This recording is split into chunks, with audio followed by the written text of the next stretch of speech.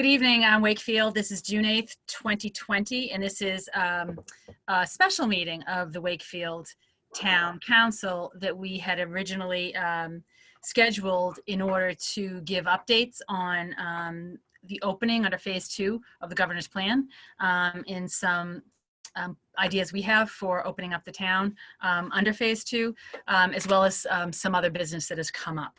So welcome.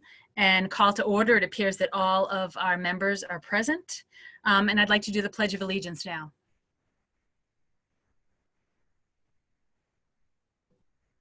It should cue soon, everyone. Thank you. I pledge allegiance to the flag of the United States of America and to the republic for which we stand, all nations, under God, indivisible, with liberty and justice for all. Thank you.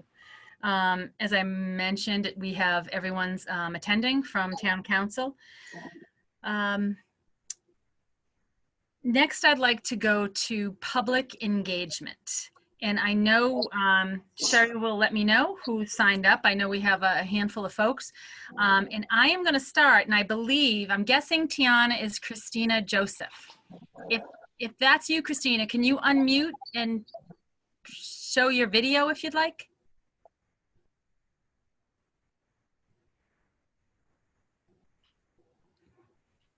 Ian, can you see if Tiana, or can you ask whoever is Tiana? Is this? Hi, this is Tiana, and I'm not Christina. I'm Tiana. You're Tiana. Sorry, I know that she goes by.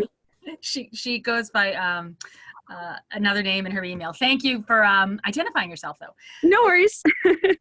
So Sherry, let's go to who we have next. And if Christina Joseph pops on, if folks could just send me a chat, let me know. Thank you. Yeah, sure.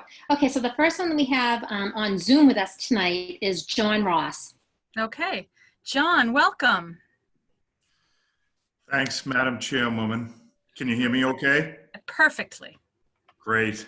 Thank you for the opportunity to speak, members of the Town Council and members of the administration.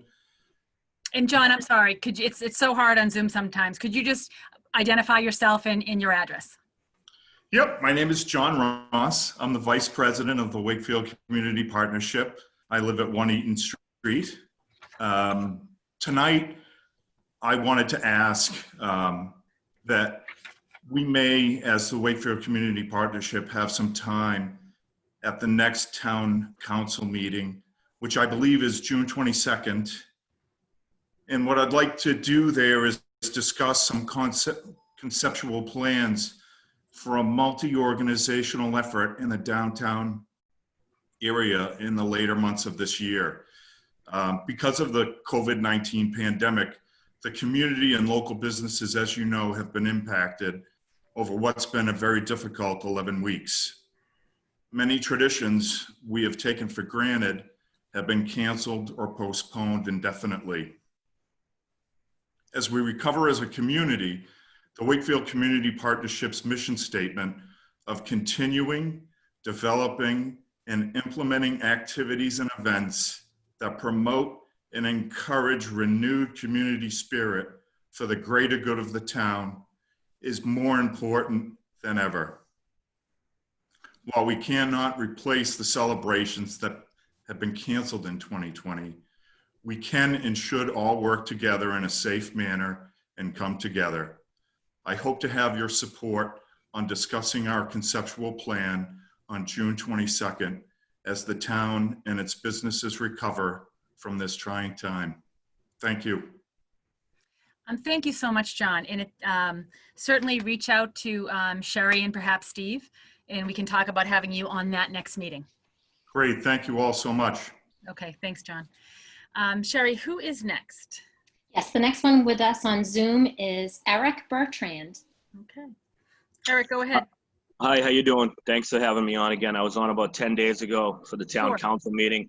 I'm not going to sound as nice as John, I think, tonight.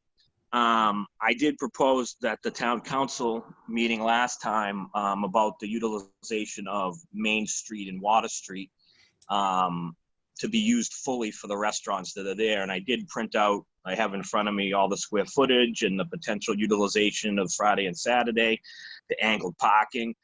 I think the proposal, it sucks, and I think it's dangerous. And I don't understand why the selectmen or these people who are coming up with this proposal tonight haven't gone the right way and said, give them all of Main Street. Giving them parking spaces and giving them sidewalk is crap. It's absolute crap. And I don't know why we can't give them all Main Street, and you can still have traffic go across Main Street in front of Socorro, across Two Brothers. You could give them that whole block. Towns like Ipswich are doing it. Towns all over the state are now doing it. I know there's a lot of red tape, but it's time. The discussion time is over. It's time, whether it's Board of Health or here, to discuss this. This is why you people are elected. You'll probably never make a bigger decision in your life. This isn't a stoplight. This isn't a something easy. This is something that businesses are affected. And, do better. You can change this. You can close Main Street. You can close a part of Water Street. Why it's not in the proposal, I don't know. All I see is that it's not even in the proposal. And it seems like, if you're not going to propose that and do that, you need to do better. It's a waste of time. I'm looking at the square footage of all this stuff. It sucks. If this proposal was a restaurant, it would be a McDonald's. And you need to if you do the numbers and look at the number of people that Socorro or Public Kitchen could put out, it wouldn't even help their business. Even in phase 2.2, they're going to have hardly anybody inside. You need to give them all of Main Street. That's your job. Make it happen. Don't give excuses. I'm happy to debate somebody or talk to somebody, but I don't want to hear excuses about Board of Health or traffic. It's all BS. Close Main Street from 5 to 6, 7 to 11, whatever it is. Let the businesses open. Let people eat outside, and let people. If angled parking street doesn't even sound safe to me, and I don't even know what your exact plans are, but I can see that it's not closing all of Main Street, which I don't understand. We're good. You can listen. Can I speak later at the end, or is this a closed meeting that I don't want to watch this whole meeting, but if I have to, I will if I get to talk at the end. No, there's no talking at the end, just public participation in the beginning. And we're going to address all these issues that a lot of people have been working hard to talk about. But thank you. Do the right thing. I just think that if you don't do the right thing, then that's why you're here, and get it done. Our goal is to do the right thing. Thank you so much. Sherry, next. Yes, so the next one we have with us on Zoom tonight is Dwight Dunning. Hi, Dwight. Are you unmuted and on video? Yeah, I'm unmuted now. Okay. There you go. Yeah. My name is Dwight Dunning, and I live at 695 Main Street, which is just the other end going towards Greenwood. And I just wanted to speak on Eric's behalf as well. I agree. I know I've spoken to many restaurant owners that, haven't spoken to, the counselors and whatnot that I know of. But they feel that they're not going to be able to open because they don't have availability to the street. Okay. So it's just, we're just backing up Eric here as well. Everyone has concerns, I'm sure. I don't know what the plan is, but my thoughts are at least the first month of reopening, if we could close down those sections of Main Street and Water Street, that would be a huge help, I think, to the restaurants and coming back. Thank you. Thank you very much for your thoughts. I mean, as we said before, everything's on the table. And if we have to tweak some things once we start, we've done that in the past. So thank you. I understand. Yep. Great. I see, I'll take Christina Joseph at the end of this since we'll keep in on this vein right now. I also want to correct something. I was a little quick in saying we were all the counselors are here. Peter May is not in attendance. So we have 6 counselors present and Peter is not present. Thanks. Sherry, who's next? Okay, so the next 3 were emails that we received. So they're not on Zoom with us, but one of the emails was in the packet, and the packet's online also. So that was Sylvia. The other one we have is William Pittman, who is the owner of Omelette Headquarters. Sure. And did you want to speak about that one, Anne? Or? I think we saw, everyone can see that, or we can see the email, certainly the counselors did, that Mr. Pittman would like to have a chance to use his parking area to go outside, to serve outside, which is something I assume, Steve, that we'll be addressing once we get into the nuts and bolts. That is correct, and I think he's already contacted the Board of Health about that. So Awesome. yeah. Excellent. What else, Sherry? And the last one we have is from Rich Bruno. Mm-hmm. Okay. And Mr. Bruno is not on. No, and that was an email also that we just received this afternoon, late this afternoon.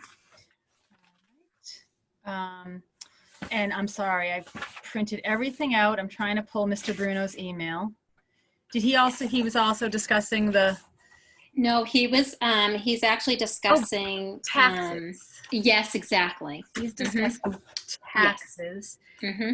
And that his taxes have gone up. He indicates 25%. Yes. And that he wonders whether the town can vote on certain Issues items. over a certain dollar A amount. certain dollar Correct. amount. Yeah. So, yes, we will certainly read that. And thank you, Mr. Bruno, for sending it in. Any other public participation other than Sylvia? Not that I'm aware of. I think that Okay. concludes that. Yeah. Excellent, thank you. Okay. Christina, are you there? If you are, if you could unmute and take your video off. Let me see. Unmute. Hi. Sorry, can you hear me? Oh, I can't hear you. Yes, we can hear you. Yep. Oh, okay, that's better. Hi. Let me mute this. Hi. We How just are you? can't see you. There you are. Okay. Oh, Yep, okay, that's all better. set. Yep, you're good. Okay.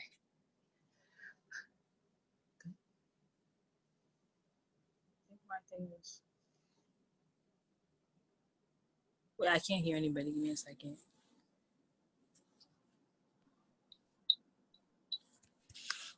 You're muted. You're muted, Ann. How was I muted? Oh, okay. Okay. Am I- All right. So Christina is one of our graduating seniors from Wakefield, the class of 2020. She, like many of our graduating seniors, is accomplished and intelligent and ready to light the world on fire, making us all proud. She is headed to Temple to Yes. study pre-law, I believe, or legal studies. Legal studies on a pre-law track, yeah. Yeah, which makes this lawyer/law professor very happy to hear. And if some of you might have seen Christina speak at MLK celebration that we had this past year and was quite powerful. I wanted to give Christina an opportunity to address the council and just voice whatever she'd like to during public participation. Hi. Hey. Thank you. Hi. Thank you so much for letting me come on and speak. I feel so honored to be here. Yeah, so I spent about 8, almost 9 years going through Wakefield public school systems, and I was really, really shy, quiet kid in a school mostly filled with I was one of the few kids of color in the school. So it took me a little while to find my voice, to be able to speak up and things. But I think halfway through my sophomore year, something happened to me at school that was just that just made me realize that everybody definitely does see that I am one of the few Black kids here. I was walking down the school hallway and then some kid decides to call me the N-word 3 times. And that was when I was like, wow, Christina, you are a kid. You are a Black kid in a predominantly white school. So then ever since then, I started to like really get involved with like social justice and things like that. Like I love the Black Lives Matter. I think we've all seen what's going on through like TV and stuff like that. So basically, yeah, I got really involved with it. And then I also spoke at MLK Day, which I was like really, really lucky to be able to do. But at the same time, my years of being in Wakefield, I have to say that like it has gotten better, but it hasn't gotten like to the point where it's like, oh, it's starting to get all right, it's getting to be better. Like there's still a lot of things that happen, but the only problem that I do see around this like is that it's very like hidden and no one really talks about it. It's just kind of a problem it's there and everyone knows it's there, but it's just no one wants to talk about it.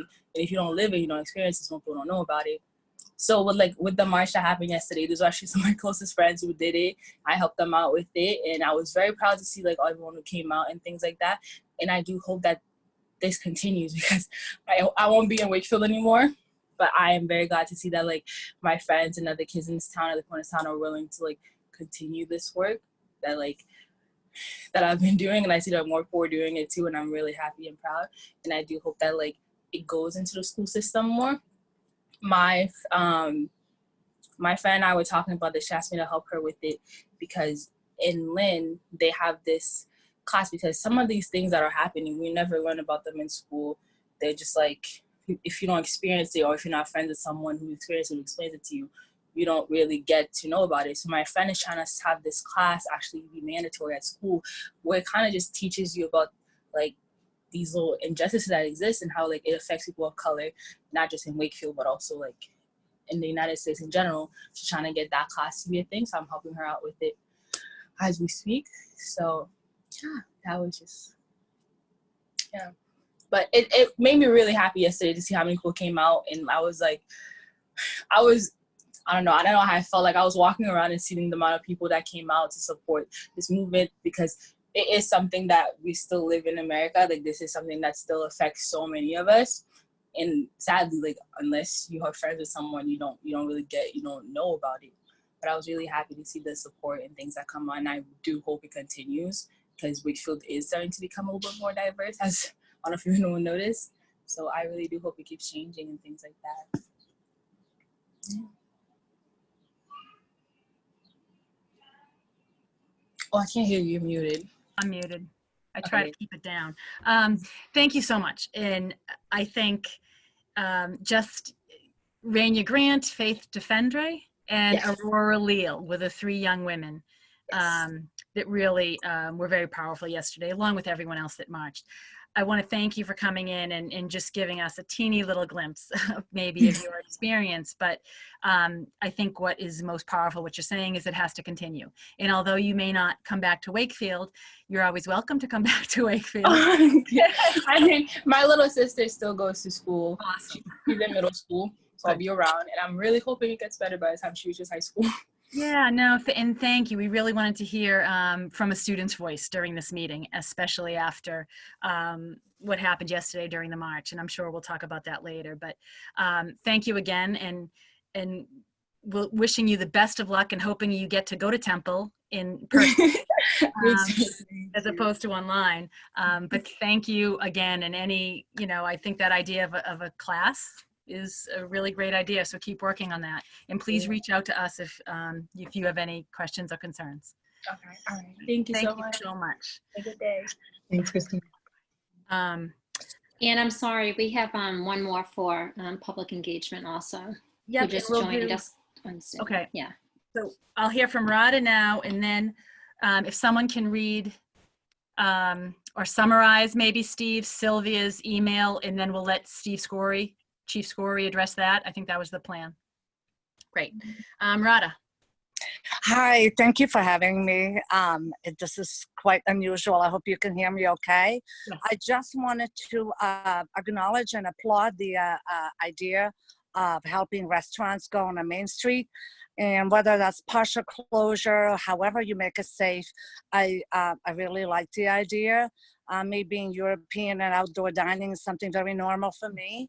But I also don't want you guys to forget about the retails. Mm-hmm. I would like to have an opportunity as well to offer a possibility to show my merchandise outside, and that ability to have more customers, since I will be having less people indoor.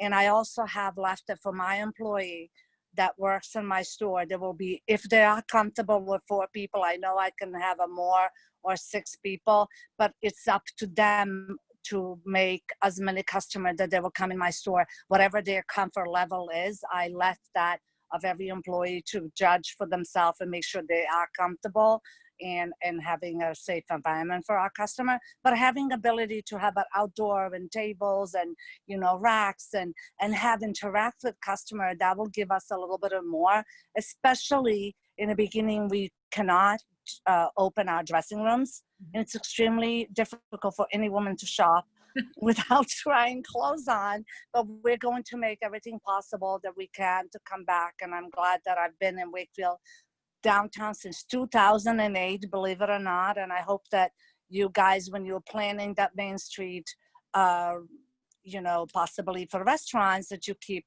a store like mine in mind. And I thank you in advance. Thank you.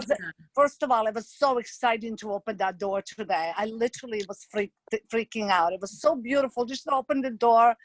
It was so great. And really, let's all be safe and make it work for everybody. And I know it's not going to be perfect, but there is a room for tweaking and all that. And I just wanted to make sure that this is something that you consider strongly, and thank you. Thank you, Rada. And I think we are. We have not forgotten you folks, and I'm so happy for you to have opened your doors and been so happy. You look fabulous. You can see the joy coming back. So thank you. Thanks. Steve, if you could summarize the email that we received, and I think Chief Scory is going to address it. Yes, and I think, thank you, Madam Chair. And I did send this to Chief Scory. This email came in from Sylvia Scharf of 69 Pleasant Street. And she says, if you call 911, you get a fire engine, an ambulance, and at least 1 police cruiser, whatever the nature of the emergency. Not only does she feel that's an overuse of expensive resources, but she feels that the presence of police may be a source of fear and anxiety. That could easily lead to situations where someone may not call 911 because the police will show up there as well. Now, I've talked with the police chief about this in other ways, and I think he will address this in his remarks today.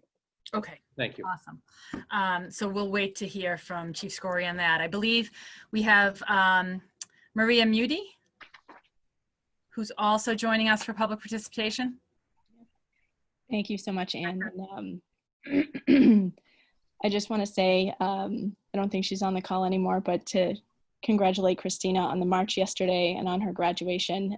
She has a lot to be proud of. I wanted to read a statement in regards to a recent incident. At a recent Human Rights Commission subcommittee meeting, participants engaged in dialogue that was inappropriate, hurtful, and the antithesis of the Wakefield Human Rights Commission's mission. I am deeply troubled by and sorry for what was said, and have personally spoken with each person involved. They are aware of the pain they have caused by their actions and are sincerely sorry. As a commission, we have worked hard to actively and vocally initiate community conversations around diversity, inclusion, and bias. As chair, I commit that the commission will be taking some time to look inward at our own assumptions, processes, and biases. As Sunday's marches reinforced, this is arguably the most important time in our history for strong human rights and social justice voices in action. The Wakefield Human Rights Commission hopes to continue to be part of that effort. Thank you, Maria.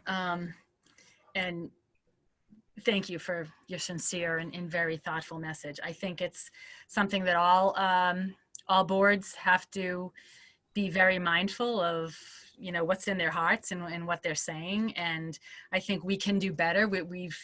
we try to do the best we can. Human Rights Commission has done some amazing things, and we can all do better on every committee. And perhaps it's on us to think about how we can educate certain groups. But I want to thank you so much for coming in and having the courage. And it's not easy to say I'm sorry. And I have faith, though, that you're going to take this commission in the right way. So I'm really happy you're at the helm.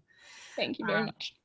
And we could, this is something we could talk about a lot, but this meeting was established to get the businesses back on track. So at some point, maybe we have a more in-depth dialogue, but I think now it's good to turn us to the business of the town.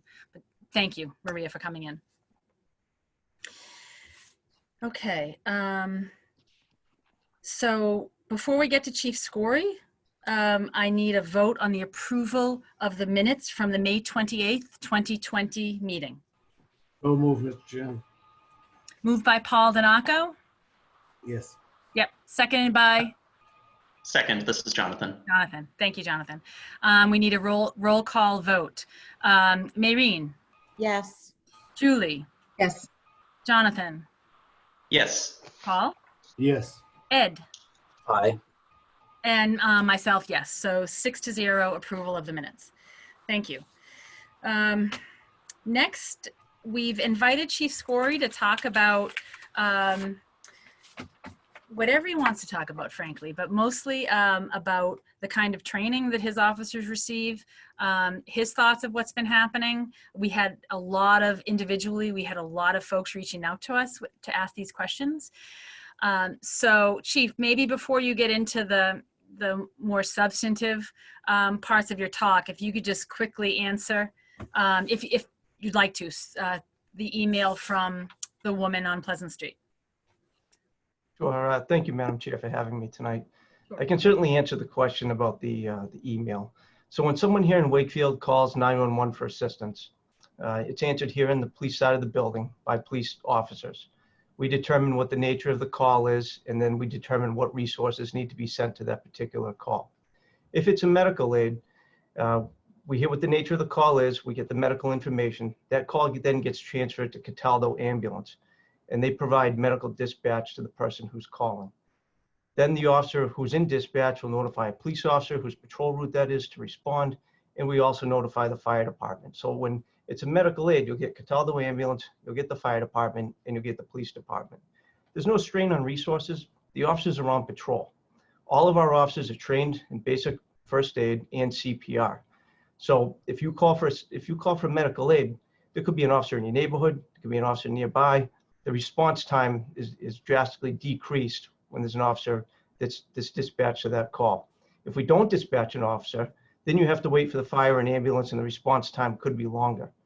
And where that becomes really important is in cases where CPR might be necessary.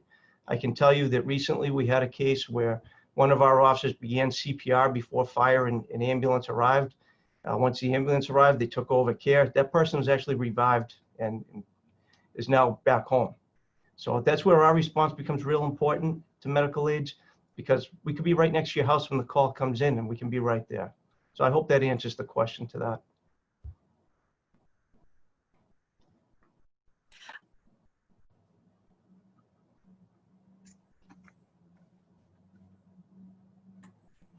It's still muted, Ann. Yeah, it says the host has muted me. Oh, okay. So I hope that answers the question. Am I unmuted now? Yes. Yes, Okay. yes. We can Thank you so much. It absolutely answers the question. And now, Chief Scory, I'd like you just to speak about whatever you'd like to talk about, but also to just talk a little bit about the training that your offices have received within the context of what's been happening in the last couple of weeks. And I know that for my 8 years or on the council, in working with Steve Mayo, we have made the education and training of our police critical to having a police department like we have. So I'd like you just to explain more specifically maybe what kind of training you folks get. Sure. I know you're anxious to hear about our training, but before I get to that, I'd actually like to speak about George Floyd and the mindset of the Wakefield Police Department. When I heard about Mr. Floyd's death and I watched the video, it was crushing. The actions and the inactions of the Minneapolis police officers, it was disgusting. I've worked in this profession for a long time, and I've never seen such disregard for human life. Mr. Floyd's death has been a topic of conversation around the police department here. And it's tough. It's very tough for us. When a police officer commits a crime, especially a heinous crime like murder, it's devastating to hardworking and honest police officers. And I can tell you that our officers here, they're devastated by this. All of us at the police department, we feel that the trust we share with the community has been damaged by this incident. The success of any police department is rooted in the trust it shares with the community it serves. Citizens should feel safe and that they are receiving the highest level of police services available from a police department that is both fair and accountable to its residents. Many of you are familiar with the President's report on 21st century policing, which was published in 2015. The report established 6 recommendations, or what they call pillars, for police departments to follow, which included building trust and legitimacy, policy and oversight, technology and social media, community policing and crime reduction, training and education, and officer wellness and safety. The Wakefield Police Department has been practicing these pillars long before this report was even issued. The Wakefield Police Department has adopted the guardian mindset. Guardians are members of the community who protect from within. Our commitment to building trust with our community starts with our mission statement. Every Wakefield police officer receives a copy of our mission statement on their first day and is tasked with familiarizing themselves with it. The core values of our mission statement include human life, integrity, the laws and Constitution, excellence, accountability, cooperation, problem solving, and officer wellness. The first value, human life, states, we value human life and dignity above all else. Therefore, we use force only when necessary. We treat all people with courtesy and respect. And we are compassionate and caring. When someone interacts with a Wakefield police officer, they can expect to be treated with respect and dignity. Our officers are professionals who take pride in the quality of their service. Their professional service starts with the quality of people we hire to wear the WPD uniform. We hire only the most qualified applicants. 98% of our police department is college educated, which is reflected in their sound decision making. We are a state certified police agency, which requires us to have the most up-to-date policies which cover crucial areas such as use of force. We have officers that are active members of the Wakefield Alliance Against Violence and the Wakefield Human Rights Commission. Our officers receive the highest level of training. We realize there is always room for improvement, and we constantly seek out relevant training to improve our skills. We have adapted and modified our functions when faced with changing social conditions and public needs. We have undertaken sincere reform efforts that include community policing, problem solving, enhanced training and de-escalation, and increased presence in schools and bias-free policing. We collaborate with social and mental health providers. And we have a non-criminal response to minor drug misdemeanors and substance abuse disorders. Nothing is perfect, but we certainly are doing our best here at the Wakefield PD. Thank you for that opportunity. And I will get into the training that our officers have received relative to bias. I know that people are interested in that, feel a lot of questions in that area. So this is, I'll get going on this. So let me tell you where it starts with new officers. The 6 pillars of 21st century policing are now part of the core curriculum at all basic recruit police academies. There's an emphasis on problem solving, procedural justice, ethical decision-making, and fair and impartial policing. The problem solving learning objectives include identifying the best practices for problem solving, identifying the components of procedural justice, which include fairness, respect, sincerity, and legitimacy, and how to use them for building community trust. Our veteran officers are mandated to attend 40 hours of in-service training every year that includes certain subject matter mandated by the Municipal Police Training Council. In the 2016-2017 in-service training curriculum, it included training on police interaction with youth. The curriculum for 2017 and 2018 included training on procedural justice and police legitimacy as well as legal review of hate crimes. All training at both the recruit level and veteran level teach the SERVE model for problem solving, SERVE, the SERVE model. This model stands for spotting a problem, ethical decisions, research facts and develop and execute a plan, and evaluate the results. All officers in both the police academy and in-service training are required to have defensive tactics training. De-escalation has been incorporated into the defensive tactics curriculum, and all officers receive a refresher course on this each year. In 2015, some of our supervisors completed an online course from the International Association of Chiefs of Police called Developing a Rapport with Youth. Also in 2015, other supervisors attended a training course entitled Fair and Impartial Policing for Supervisors, which was taught by Dr. Lori Friedel. This course helped participants understand that even well-intentioned people have biases, understand how unconscious, implicit biases impact what we perceive and see, and how biases can impact actions, understand that fair and impartial policing leads to effective policing, and use tools to help the officer recognize conscious or implicit biases and implement controlled or unbiased behavioral responses. In 2018, Deputy Chief Calabrese attended a conference at Framingham State University called People of Color in the Criminal Justice System. This conference was led by retired officer Dr. Tracy Kesey, who is the Deputy Commissioner of the Ethnicity and Inclusion Division at the New York City Police Department. In 2019 and 2020, some of our officers attended a training course called Behavior Recognition. This course teaches officers to focus on behavior rather than the characteristics of a person. In May of 2020, some officers completed an online course titled Fair and Impartial Policing. But most notable of all training is that in 2015, the Wakefield Police Department recognized the need for training in bias due to events that had occurred around the country. We contracted with attorney John Sheft, who manages a police training company called Law Enforcement Dimensions, to teach a course to all Wakefield officers on issues of race and understanding bias in law enforcement. Attorney Sheft is a former district attorney, and for the past 20 plus years has been training police officers in various topics. He teaches at the police academy as well as veteran officers in in-service training.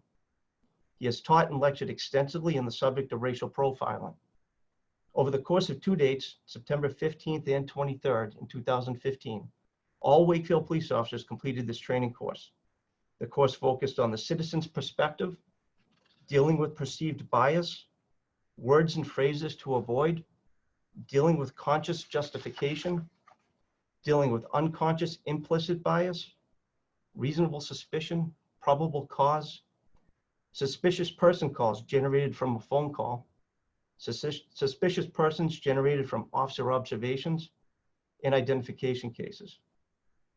In 2019, we invested in a computerized training simulator called Milo, which stands for Multiple Interactive Learning Objectives, to better train our officers in de-escalation techniques. This simulator puts officers through multiple real-life scenarios where the officer must interact with on-screen players. The system allows the officer to experience complex and nuanced scenarios that adapt in real time, and the role players respond to the officer's actions. All de-escalation techniques and force options are on the table during the scenarios. We've made a tremendous investment in the training of our officers, and we will continue to seek new training to improve our services. I hope that answers questions about the kind of training that our officers have received in the area of bias. Thank you, Steve.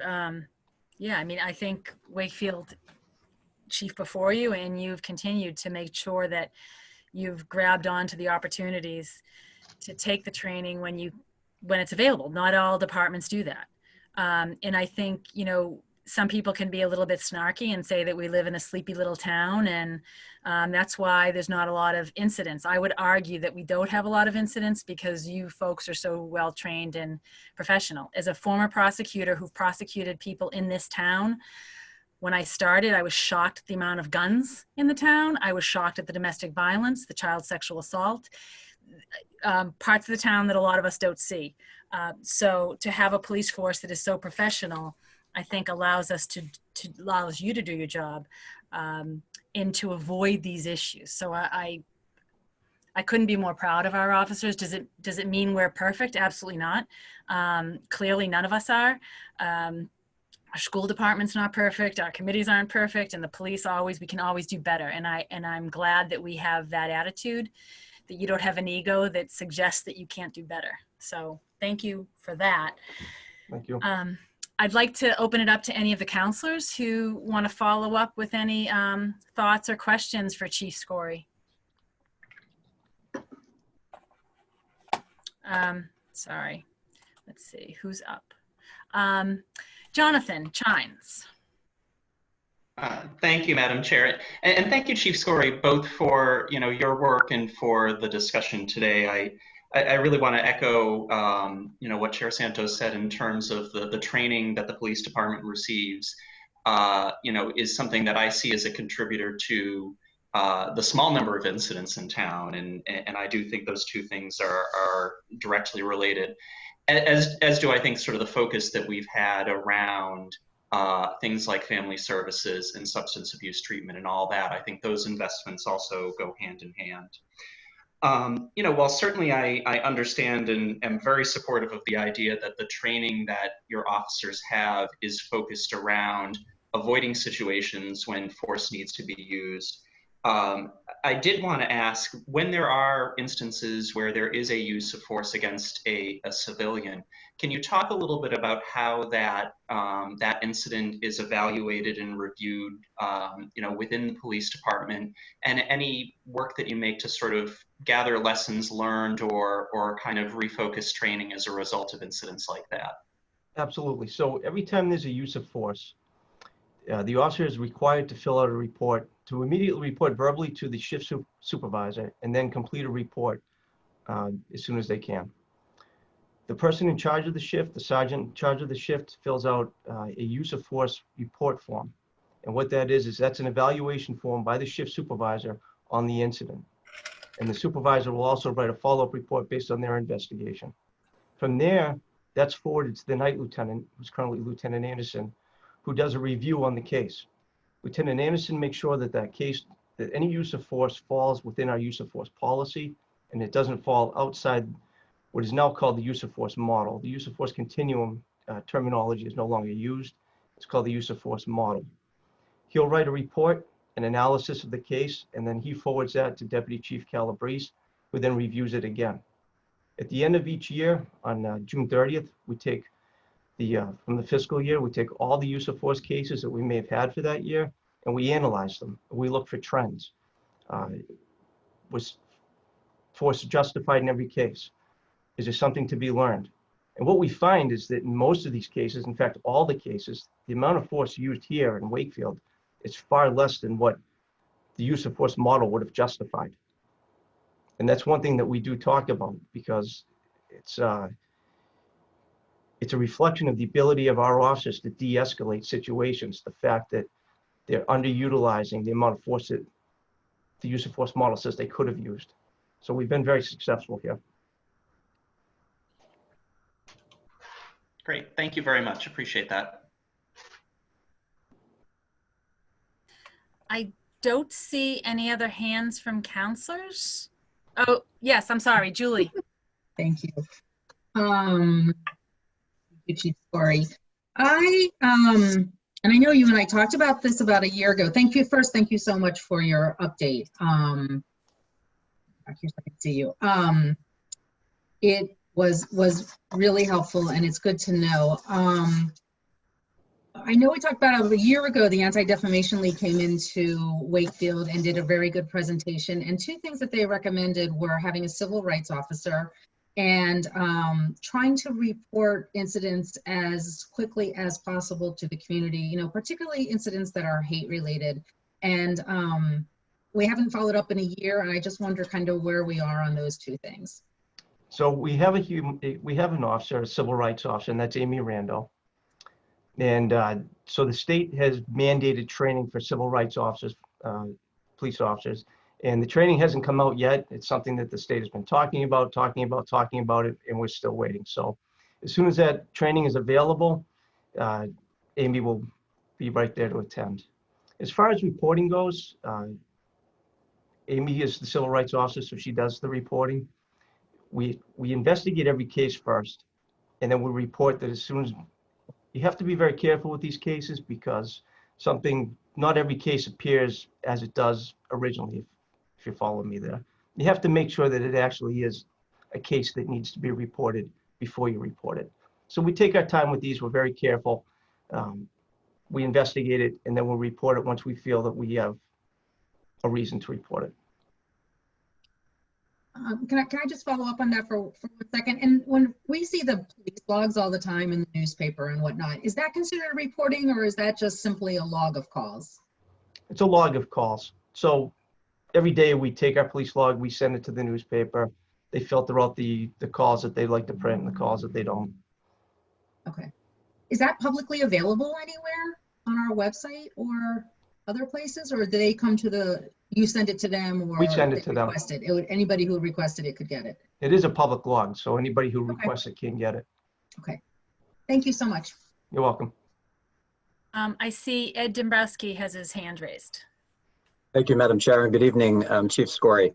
I think it goes without question that the murder of George Floyd is horrific, and proper justice needs to be served on not just the officer who committed the act, but the other 3 officers who were complicit in it happening. And I think there's no question that justice needs to be sought swiftly and impactfully.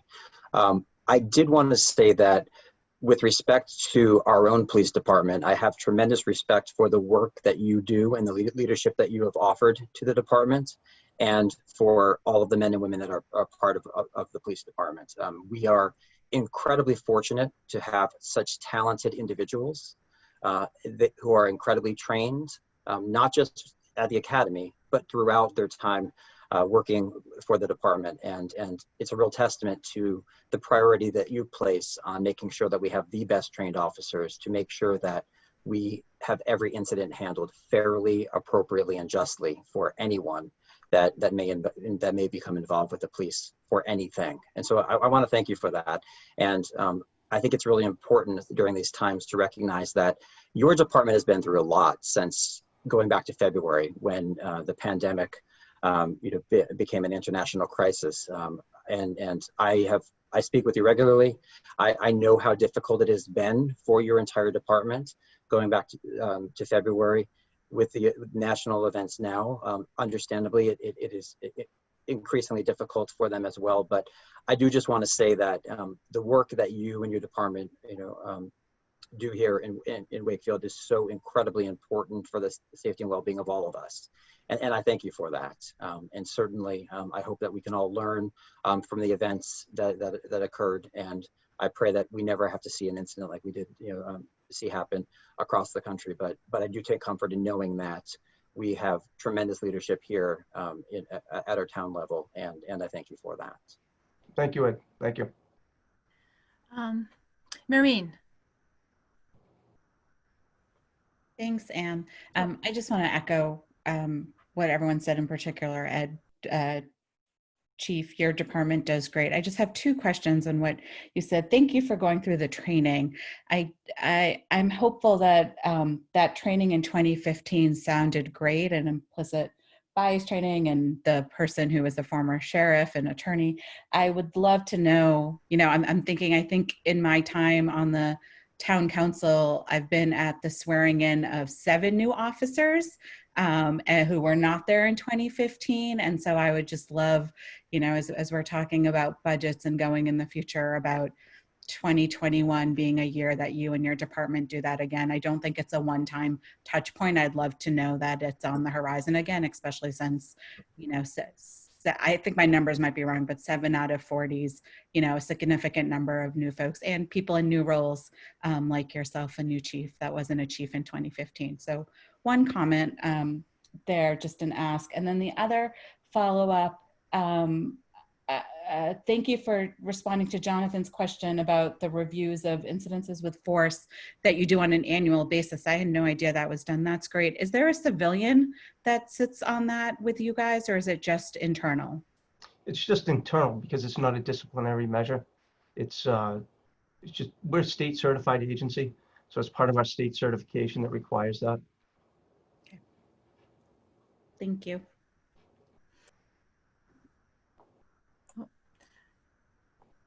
I don't, oh, Jonathan again. Thank you, Madam Chair. Just a follow-up. I think, related to Councillor Butt's comment, I would maybe ask that as part of, our discussions and maybe a future agenda item within the council, I think it would be really interesting and I think beneficial for us as a council to maybe understand a little bit of what that annual review looks like in terms of force incidents.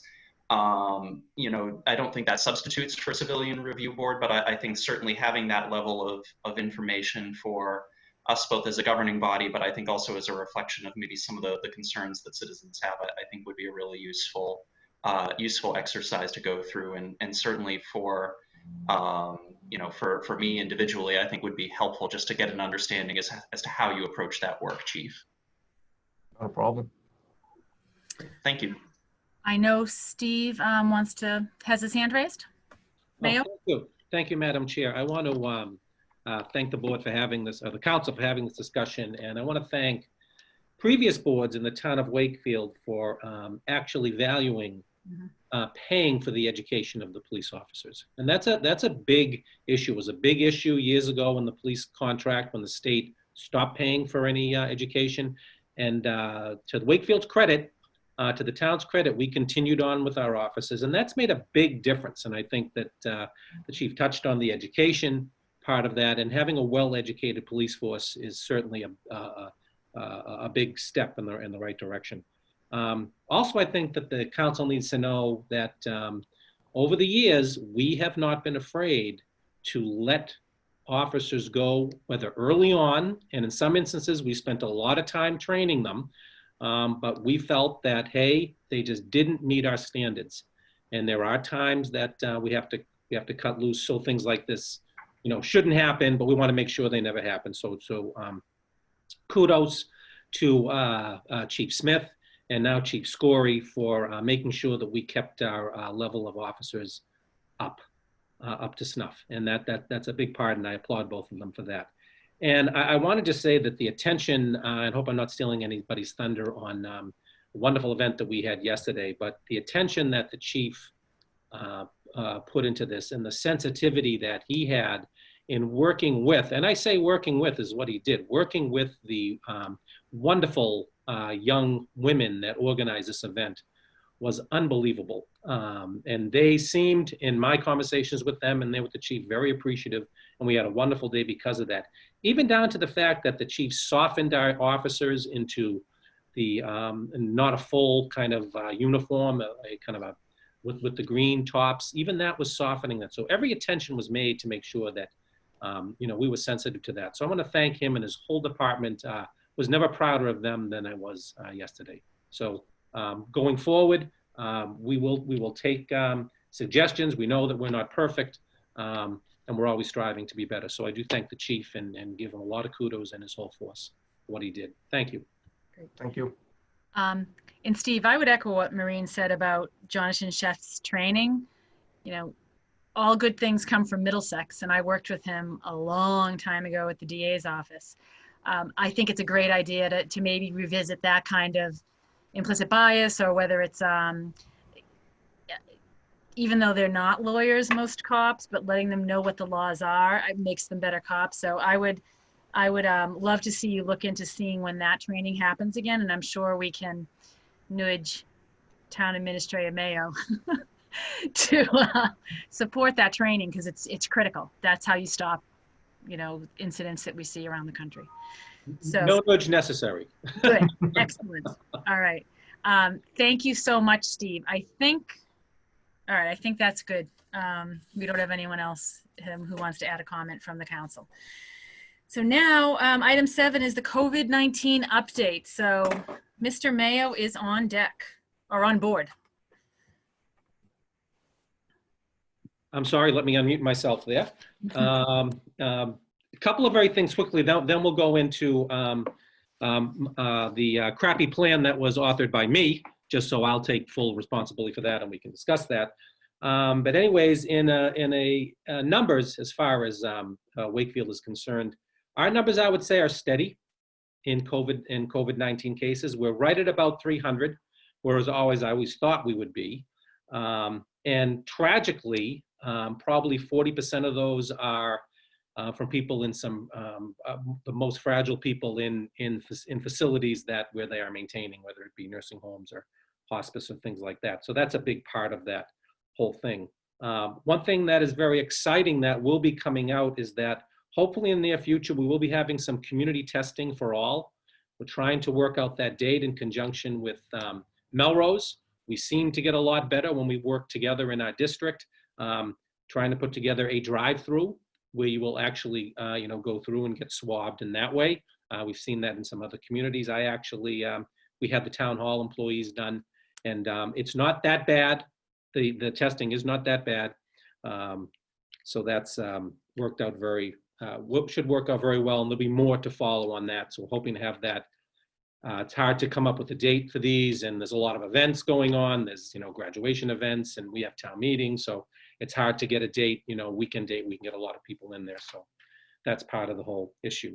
And before we get into the reopening plan, and maybe I'll ask that WC put that up while I say, is that Town Hall will be reopening next week on Monday to the public by appointment only. As we had discussed before, from 8:30 to 12:30, and we feel that we'll have everything in place to make that work out in a limited area, and we have all the safeguards we feel that are in place. But I will say this: most can be done by the phone, online. Business has kept going, as the council knows, and we really haven't had any complaints about Town Hall not being open. But that is something to look forward to, and we wanted to make sure our staff was safe. I will tell you the towns are all over the map on this, on when opening up. I talked to a mayor of a city not too far here. They're not opening up until after July 4th. Others have done a soft opening to the public. One community opened and then closed because something happened. So we're trying to do this right, and I'd say Ruth Clay and Tom have been great, and we actually had an employee team on that, and the council doesn't know about that. But let's talk a little bit about the reopening of the economy, what we really wanted to talk about today. So anyway, for the past week, there have been some advanced preparations for Phase 2 enterprises, and we'll talk about what they are in a minute, as the governor did designate Phase 2 enterprises. And so I would ask the community that as you see people going into these business establishments to get themselves ready, even though they're not supposedly supposed to be open yet, let's not have any Gladys Kravitz moments. Calling Gladys Kravitz being the neighbor on Bewitched, the old show Bewitched. You young guys won't know about this, who called on everything. They are able to be there and get their business set up and get their make the necessary arrangements, whatever they are. Limited sports and activities, and I will tell you that we're already seeing a lot of this out there anyway. Groups are getting together, groups under 10, trying to get together non-contact sports. And we'll talk about that in a few minutes too. Outdoor restaurant dining services. And I think it's important to note that this is voluntary participation. Not everybody wants to open, okay? I've spoken to a number of the restaurant owners, and for some of them, it just doesn't make any sense, okay? They don't think that coming out to the outside makes sense for them for a lot of reasons, whether it's logistic, how their restaurant is set up, the numbers, or what have you. So can we go to the next slide, please? Okay, I talked about that. Workers can open, prepare for the reopening. Everyone must comply with safety and health hazards. And premises may not be open to the public until authorized. So although some businesses are stating that they can start to reopen, that doesn't mean that they can. And some of the personal services can't open up yet, but you may see people in there. I think nail salons and things like that are one of them. Next slide, please. So retail stores can start to open up at a limited capacity. Restaurants, as we'll talk further, hotel to limited capacity. youth and amateur sports, driving schools, historic spaces, playgrounds. And I'll tell you that playgrounds are something that we're going to try to kind of clean as much as we can. I will tell you there was a lot of self-help today, as we hadn't even been around to take off some of the tape that had been taping the playgrounds, and they were opened already. Funeral homes are open, and libraries, I think you'll hear more about libraries in coming months, not so much to be open, but looking at curbside pickup and things like that. Next slide, please. On sports, non-contact only, no games or scrimmages, groups of no more than 10, indoor use for under 18 only, and the Office of Energy and Environmental Affairs have put out a fairly large guidance on this. I will tell you that Wakefield Recreation is planning to start small group programs. This will be huge, I think, for a lot of parents out there in particular. Small group programs starting on July 6th. So please look at the website to see about scheduling. We have contracted programs, so these will be small programs. However, we have some large fields. So if you looked at the field at Walton Field at the Galvin School and the Mullen Field at the Walton School, you could take each of those corners and do some non-contact drills or what have you to get some kids out there and to maybe give the parents some breaks, give them something to do. We're also looking at opening some enrichment classes inside the Civic Center as well, which we can do, and those would be for kids under 18. So Dan McGrath is really working hard to make sure that those things work. Next slide, please. Outdoor dining, which we'll talk about, I think, probably at length tonight. Outdoor means outdoors. So before I get the question, which will be coming, if you have windows in your restaurant that open up to the street, as some of ours do, as all of North End does, at this point, the guideline is that because that's in the building envelope, that does not mean it's outdoors. That's too bad, but that's the guidance that we have at this point as well. No bars, so people cannot go to bars, can't hang out at bars, you can't sit at a bar, you can't stand at a bar waiting for your table with a drink. Those are areas that the state has been very clear about. If you do go outside and you do have a business outside, if the first guidance that actually came out limited the use of tents and maybe things like that, those are now okay, thank goodness, as long as the coverings on the perimeter must be at least 50% open. So you can have a pop-up tent, and if that's open all around, we're fine. Two things that we were very concerned with, and I have to thank the MMA and our state delegation for making sure that this message got to the powers that be at the State House, is that there be zoning relief. And when I talk about zoning relief, I mean that a lot of your restaurants do have a special permit which requires them to have a certain number of parking spaces, okay? Whether that be the use of public spaces on the street or whether that be spaces in a parking lot, their own parking lot, whether it be their own or one shared through their landlord.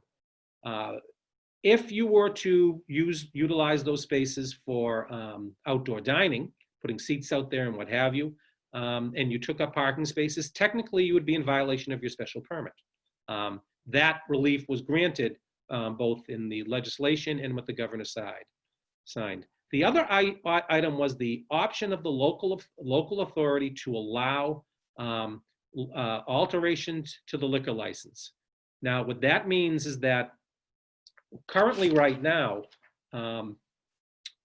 when you have a liquor license that's granted by the license granting authority, which is the town council, a couple of things are in that liquor license. Number one is really a footprint of what that license entails.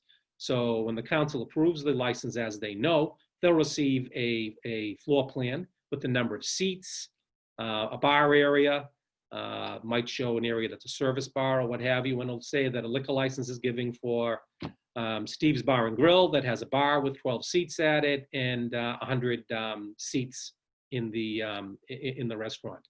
That is what you are given authority to utilize, okay?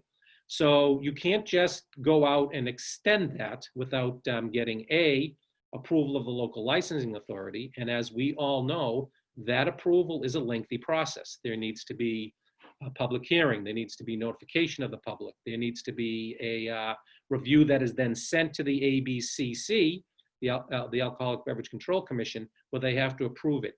That all went out the window because I think the governor and our legislation understood that that could take 6, 8, 10 weeks, and the whole summer would be over before anybody could serve a drink at a table outside. So the local authority has the ability to do that. Next slide, please. So working with the Chamber of Commerce, and they did send out a survey. This is unscientific, but they did have well over 300 respondents when it went out. And I want to thank John Slominski and Maria at the Chamber, Jen McDonald, for working on this to see what would people do if we built it, would they come? Some interesting numbers came up. 85% of the people that responded that they were comfortable with outdoor dining. 40% responded that they are comfortable with indoor dining. So that was quite interesting to me, that double the amount wanted to go outdoors. We also asked a question, and this was kind of maybe a biased question. When would you be more apt to shop? Would you and dine? Would it be Thursday night, Friday night, Saturday night? We didn't look at the earlier nights in the week, but the vast majority said they would be more apt to shop and dine between Friday evening and Sunday afternoon. So that was kind of telling there too, kind of seeing how we can do this. Next slide, please. So our plan that we came up with, we tried to be fair with everybody, knowing that we have a number of retail businesses in our downtown. We have a number of service businesses in our downtown. And if we took every single parking space downtown and close it down, at least my opinion, you'd hear from some of those places too. So knowing that the zoning issues are relaxed, we also knew that the footprint for liquor license could be altered by the town council. We know we need to adhere to state and local guidelines. We completed a very simple application, which basically is the name of the business. Do you have a liquor license now, or what you would be planned to be doing? And we actually went out and designated some areas. And I think it's important to note that even though the liquor process of getting an alteration of a license is streamlined, there still are some best practices that need to be followed that the ABCC requires. And one of which is that the area designated be adjacent to your business, or if it's not adjacent to it, that a separate manager or a manager be hired to stay in that area the whole time. So if you were, again, Steve's Bar and Grill, and you were at 10 Main Street and you wanted to open up, way on the other cross of Main Street, having a separate area, you need a separate manager there. That would get costly. Next slide, please. Next slides. So we looked away for a number of places to look at. All of these places will be set up with concrete, we call them Jersey barriers, concrete Jersey barriers, and that kind of fencing, they call it, crowd containing fencing for the kind of the area that would be running parallel to the sidewalk, let's say, and the angular parking with to be squared off would be with the Jersey barriers. We would put these up on on maybe Thursday or Friday afternoon, whatever the council decides. If they go this route, they'd remain up all weekend, and then we would take them down on Sunday afternoon or Monday morning, so we could accommodate some of the other businesses. Next slide, please. So this is an area I would look at in front of Sabatino's. It is about 1,000 square feet. It does leave areas for parking for other businesses that are in the area as well. And again, these are suggestions. So we would close off that area there. At all times, we were making sure that there was ADA compliance for the sidewalks. It's a big issue too. Next slide, please. Can you hit it again, please? Albion to Richardson. And next slide, please. So this would accommodate a number of businesses, both being Sakura and Public Kitchen as restaurants. We'll go further down in a second.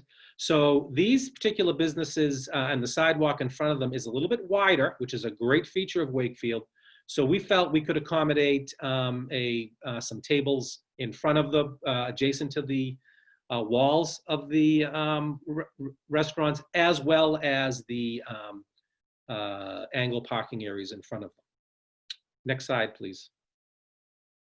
The bread shop down at the end, not a liquor license yet, but we also wanted to make sure that they had some areas too. I would say that this Sunday morning, I must have seen 20 people in line at the bread shop, all socially distancing. Wonderful product there. Next slide, please. Again. Next slide, please. Blue Moon Grill. We did hear from Blue Moon Grill as well, that was hoping to partake in outside dining as well. A little bit narrower there in Greenwood, and you have some other businesses there as well. Remember that Blue Moon Grill does not own the parking area next to them. That's privately owned by another business. But we did think that maybe we'd give them a couple of, we'd make available if they wanted a few of those parking spaces there, where they could also partake in this if they want. Next slide, please. Again. Water Street. Water Street is a, next slide please, is a pretty toughly street with a lot of businesses on it that also opening during the weekend and everything. We did look at 2 areas for Harrington's and Cafe Italia. Again, in front of those businesses would be blocked off as well. Next slide, please. Again, please. Tuttle Street, we have some wonderful, and next slide, please, some wonderful areas there where you have Wakefield House of Pizza, Remedy Exchange, Carol Cola Cafe.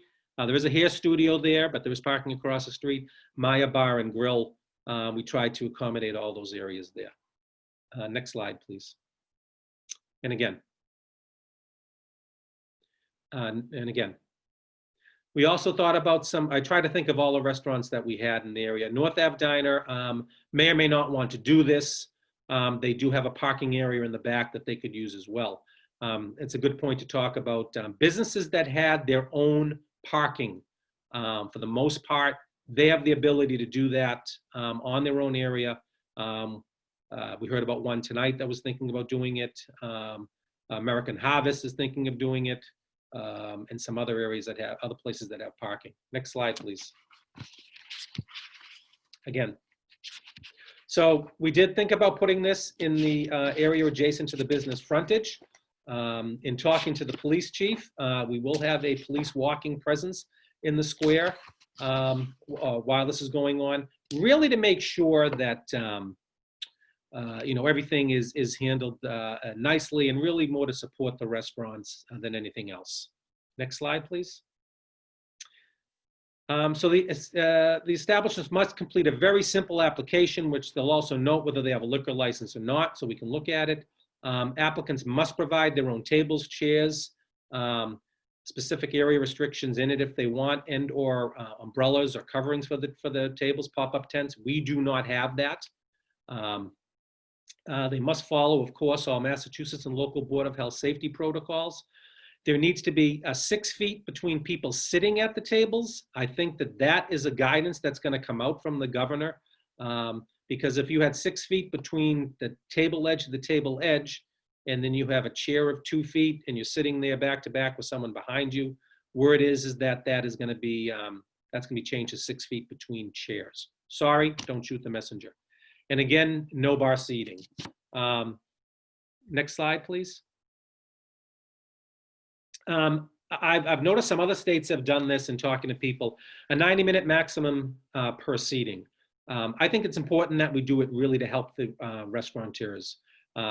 They want to turn their tables as much as they can, and if they can do a 4:30, a 6, and a 7:30, and maybe a later, and get a bunch of those tables going in, I think 90 minutes is isn't long enough time to get a meal and hopefully have a couple of drinks and enjoy your family.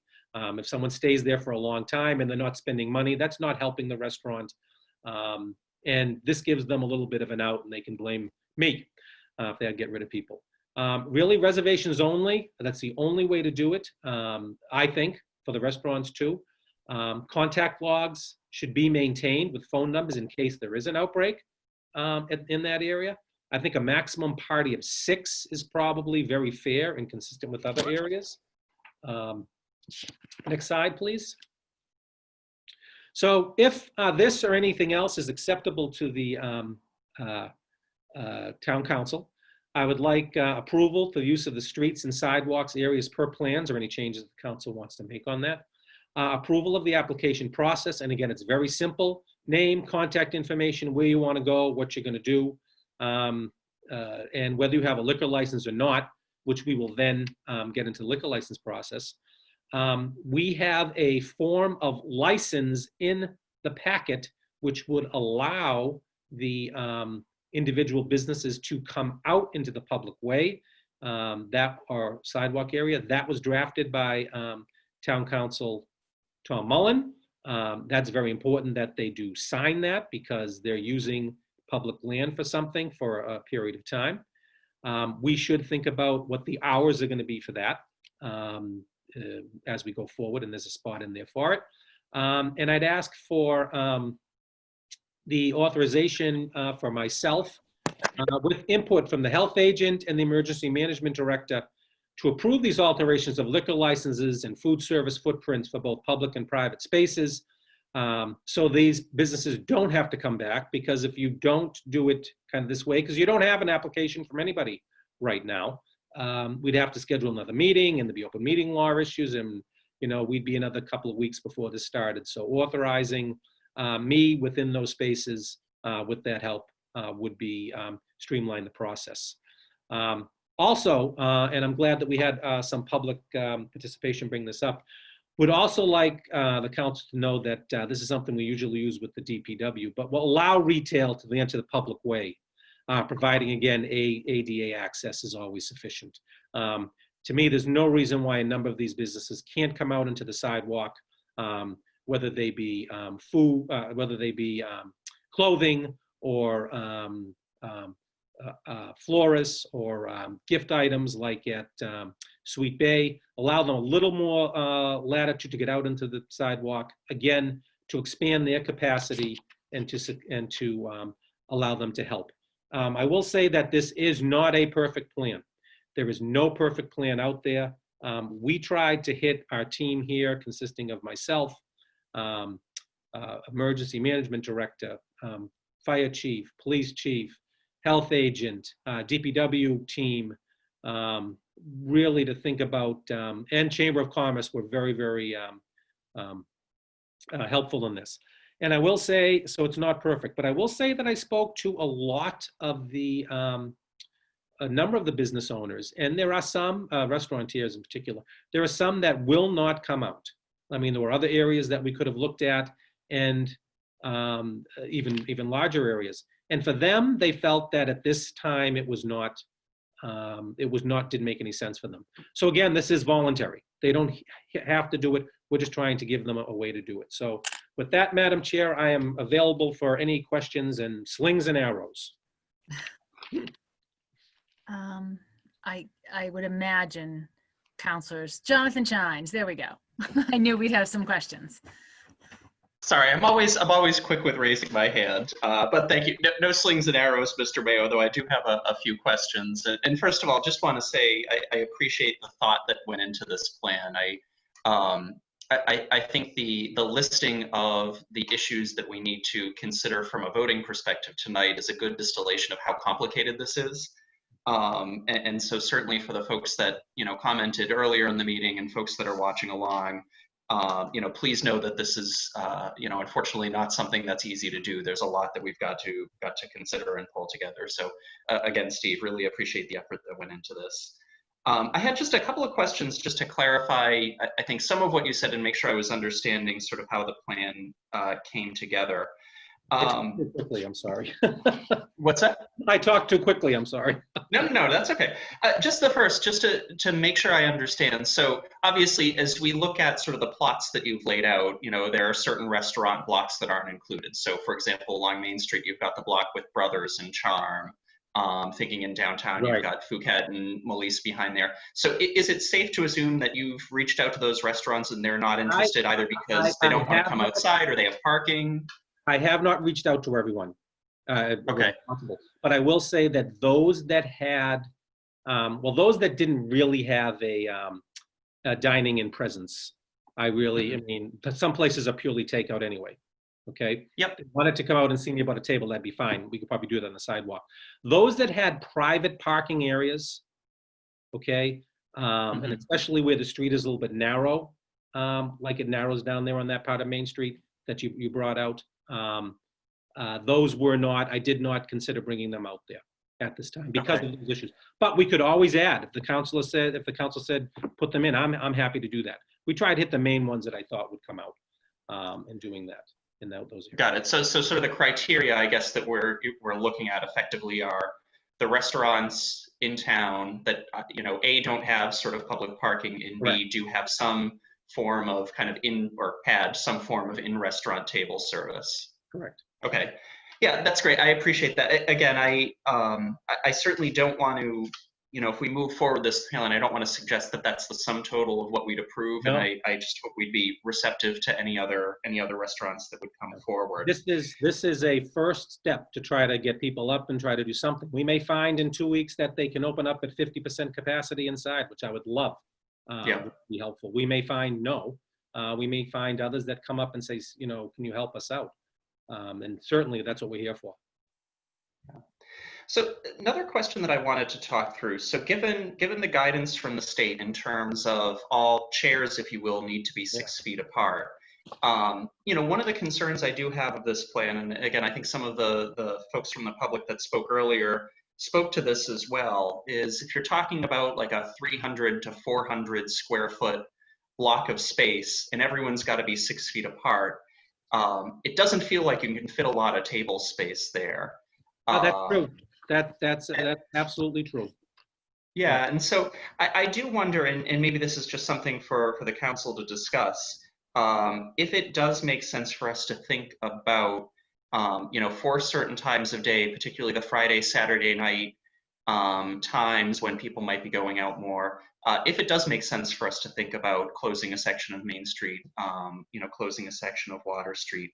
I worry that if you space people out, we're not creating a whole lot of space for people to dine outside.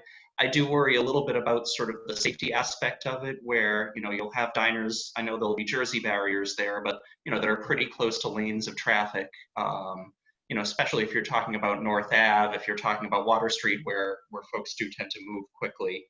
I appreciate the need to not sort of take over all parking, for the retailers that do rely on parking, and certainly can understand why, we're looking at sort of a few days of blocking the space off so that the other days when some of the more service-oriented businesses are open, that they're able to get people in and out. But I do wonder if it's something we should think about in terms of a broader closure plan so that, again, there is a little bit more real estate for some of the restaurants to use to actually get in a crowd that's large enough to make it worth their while. I've thought about that a lot. I've thought about all of this a lot. I will say this, that I think you remember a couple of things, is that if the big dining hours are, let's say, noon on Saturday, noon on Friday, let's say, all the way through 5 o'clock on Sunday, okay?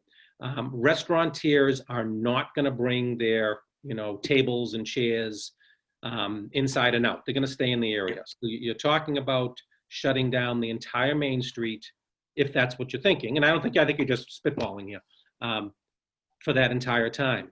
I think, there are some other businesses, service-oriented businesses, in particular in the downtown, that will have no parking then. And you're going to have an issue there. You have a hardware store on the corner of Water and Main that will lose parking if you block down that whole street for that time. I'm trying to thread a needle that is very hard to thread here. So I get it. I have thought of those questions. Would we come to that? Maybe. And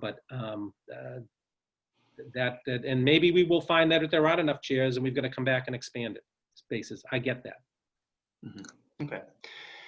Yeah, and again, this is me just spitballing here as well, but maybe it's something that we try sort of this approach for a couple of weeks, and then certainly as you've pointed out, we can kind of come back and expand our approach, at the 22nd if it seems reasonable to do so. That's my thought, to expand it and let's get it out and let's see what happens, and hopefully it helps out a little bit, and hopefully the numbers keep trending and there are changes that will help. I love outdoor dining. I wish we had more of it. Yeah. Absolutely. No, I certainly, I think all of us are kind of ready to head to a restaurant if we can, and especially enjoy the weather outside. Yeah. All right, I think that's all I had. Thank you very much. Appreciate, again, the thought and the effort that went into this. Thank you. I see Julie Smith-Galvin and then Paul Donaco. Thank you. I have some technical, maybe logistical questions. Are people who are frequenting these restaurants, are they allowed to go inside to use the restroom and wash hands and all of that? So that is covered in the mask covered, yeah. Mask covered, go in. Okay. So we don't need hand washing stations around town. That's really going to be covered. Okay, good. That's a good question. I had the same one. I like Jonathan's idea. I kind of wonder why we're not starting at the closing all of town. I can think of a lot of reasons not to. I mean, not all of town, all of Main Street. I can think of reasons not to. I can think of reasons to do it. Including things like access, handicap parking, and need for takeout spaces and whatnot. So I just think that we do need to revisit this on a regular basis. I know I shared an idea with you earlier today that might be crazy, but I had a constituent say, there's going to be a lot of takeout. People aren't going to be able to get seats in these places, and I think it's going to be great. The downtown area will be a little more open. Should we consider, expanding picnic tables on the common, or maybe the Baptist Church would be willing to put some there for people going to the ice cream shop to walk around and do that. So Again, I throw that out as a possibility. I think you had some good points about keeping them clean and maintained, and certainly there would be costs, but I think we need to be creative and put everything on the table, so I throw it out.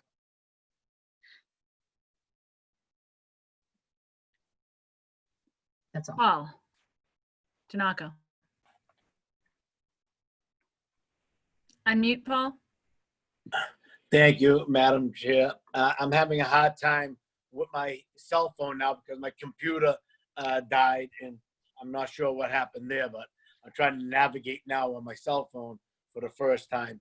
But thank you. I have several questions overall with the whole concept.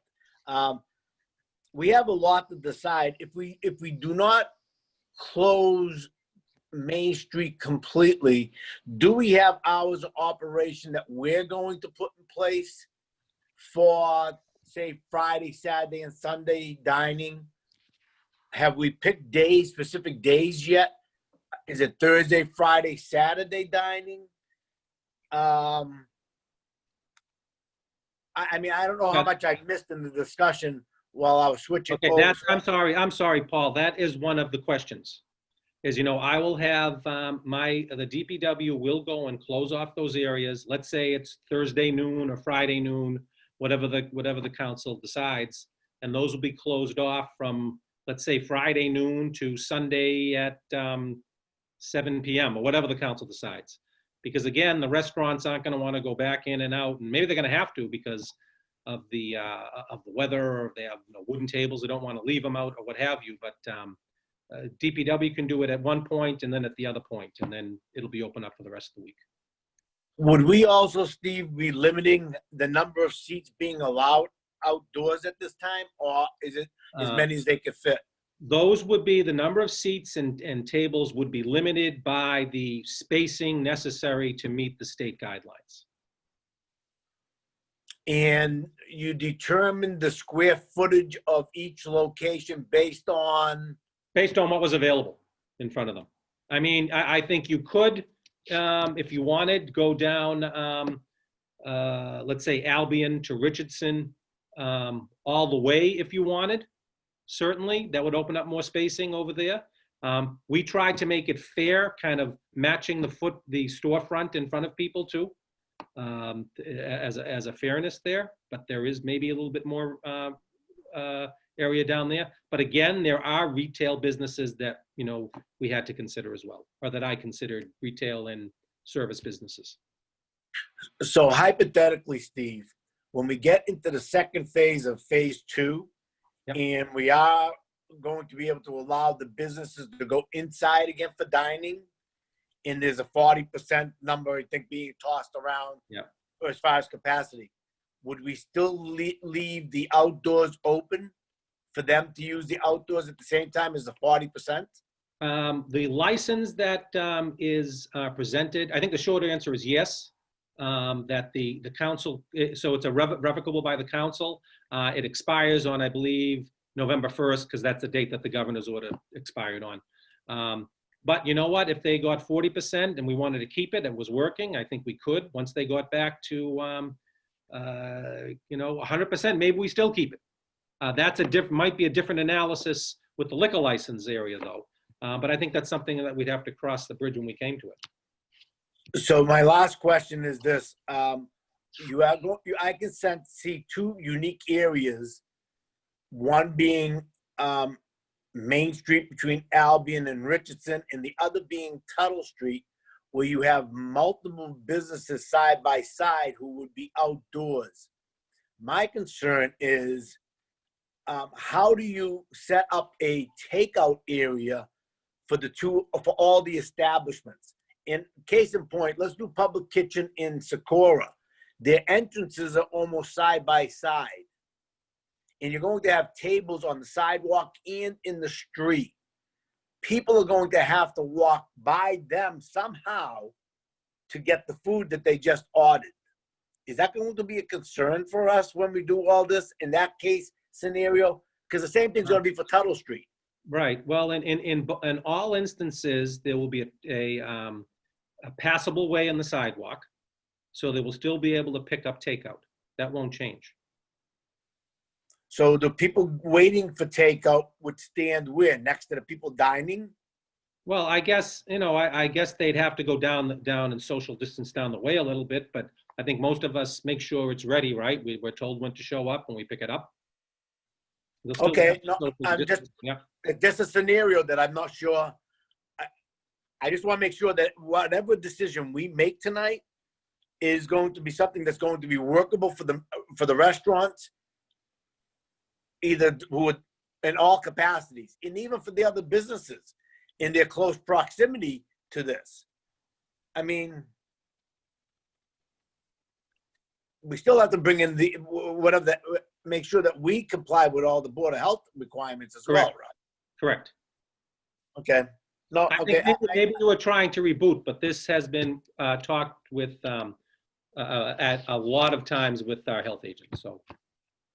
Okay, no, that's fine. I appreciate the answers. Thank you. Thank you, Madam Chair. Thank you, Paul. Ed, I see your hand up. Thank you, Madam Chair. Steve and team, thank you for all your work on this. I know, Steve, you've been working on this for a long while and given a lot of thought to it, so thank you for that. Have you given much thought to the idea of tents or canopies or any other structures, either in the spaces you're talking about for these defined days, or say, for example, a business wanted to set up a canopy on the sidewalk outside of their business and say, keep that up, you know, for the next couple months, for example. Is there any discussion on that? I think yes, absolutely. If they want to put up canopies, that's fine. I don't have them. I mean, that's a thing. They would have to provide the canopies. And I think also the last slide, retail to enter the public, provide access is sufficient. Absolutely. I think that's a wonderful way. And then we have a number of businesses that would like to expand their footprint and do that. I think one of them spoke today in public participation. And we have some others down there. I absolutely. And we could work that out with DPW, kind of like we do now. Those things. So I just think making sure we have that flexibility, because we need to be nimble. I'm thinking about even a place like Sweet Bay, or maybe the bread shop, you know, those sorts of places that would, you know, perhaps make use of that and just have it up, you know, rather indefinitely instead of just putting it up, you know, daily or for a few days period. I think that'd be really important, you know, for a lot of reasons. So thank you.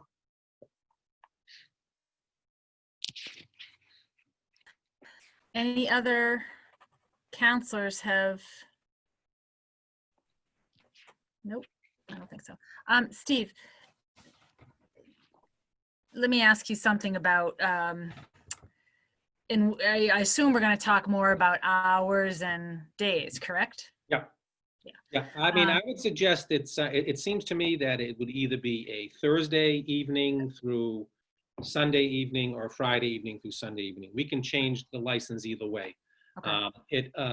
It seemed that more people were apt to go Friday, Saturday, Sunday, then Thursday seemed to be less people were interested in Thursday. In a very unscientific survey that we put out. That's so interesting because Thursday is typically so bustling downtown. I know. I mean, those are people that answered it. So Right. I mean, you know. Yeah, I would probably. I like the idea of opening on a Thursday night. With regard to, Ed used the word nimble, which is a great word. Is there? I do like if it works, I like the idea of maybe blocking some of the street, not right away perhaps if we think that's tricky, but with the flexible fencing you talked about, is there a way to do a hybrid of it? So I don't think we need to block the streets during the day, right? Like at noon, but towards the evening, I don't know. Again, it's so new to everybody. I mean, we certainly could. I'm thinking we got to think about traffic patterns and traffic flows. Yeah. Wall Street is a tougher street to block. Right. Maine, do you put everybody down Albion at some point and the other points? So there are, if you block off that whole block there, that doesn't necessarily help people on the other side of Maine, Right. further down where Sabatino's is and what have you. Although they seem to be very happy with coming out to the angled parking spaces when I spoke to them. But yes, I think that we can certainly review that. We can make anything work as long as it's safe. And that's what I think, as long as we have the open minds to see something work and maybe suggest that, we can see tweaking of it. Right. I think that's really important. Jonathan, I see your hand up.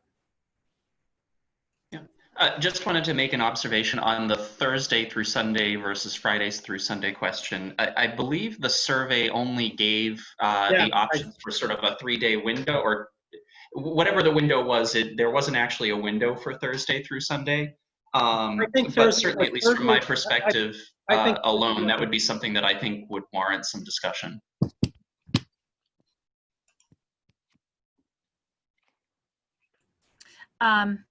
Steve, I think it sounds like Thursday through Sunday is something we could certainly do. Absolutely. Yeah. Okay. I think Thursday was included and it was a lesser, but that kind of surprised me too. In talking with John Smolinski, and I think what the chamber did with the survey was excellent, and how they talked to a lot of the businesses. I throw them a lot of kudos. I think, to Paul's point about people getting takeout and, parking's going to have to be tweaked. I'm assuming we're not going to be ticketing people as aggressively as we have in the past. People have to realize they might, like you go into Boston or you go up to Newburyport, you might have to park a little bit further away from the restaurant you're going to. Yeah. That should be okay. One of the questions we asked was, would you be willing to walk a little bit farther? And I find that everyone on the survey says yes.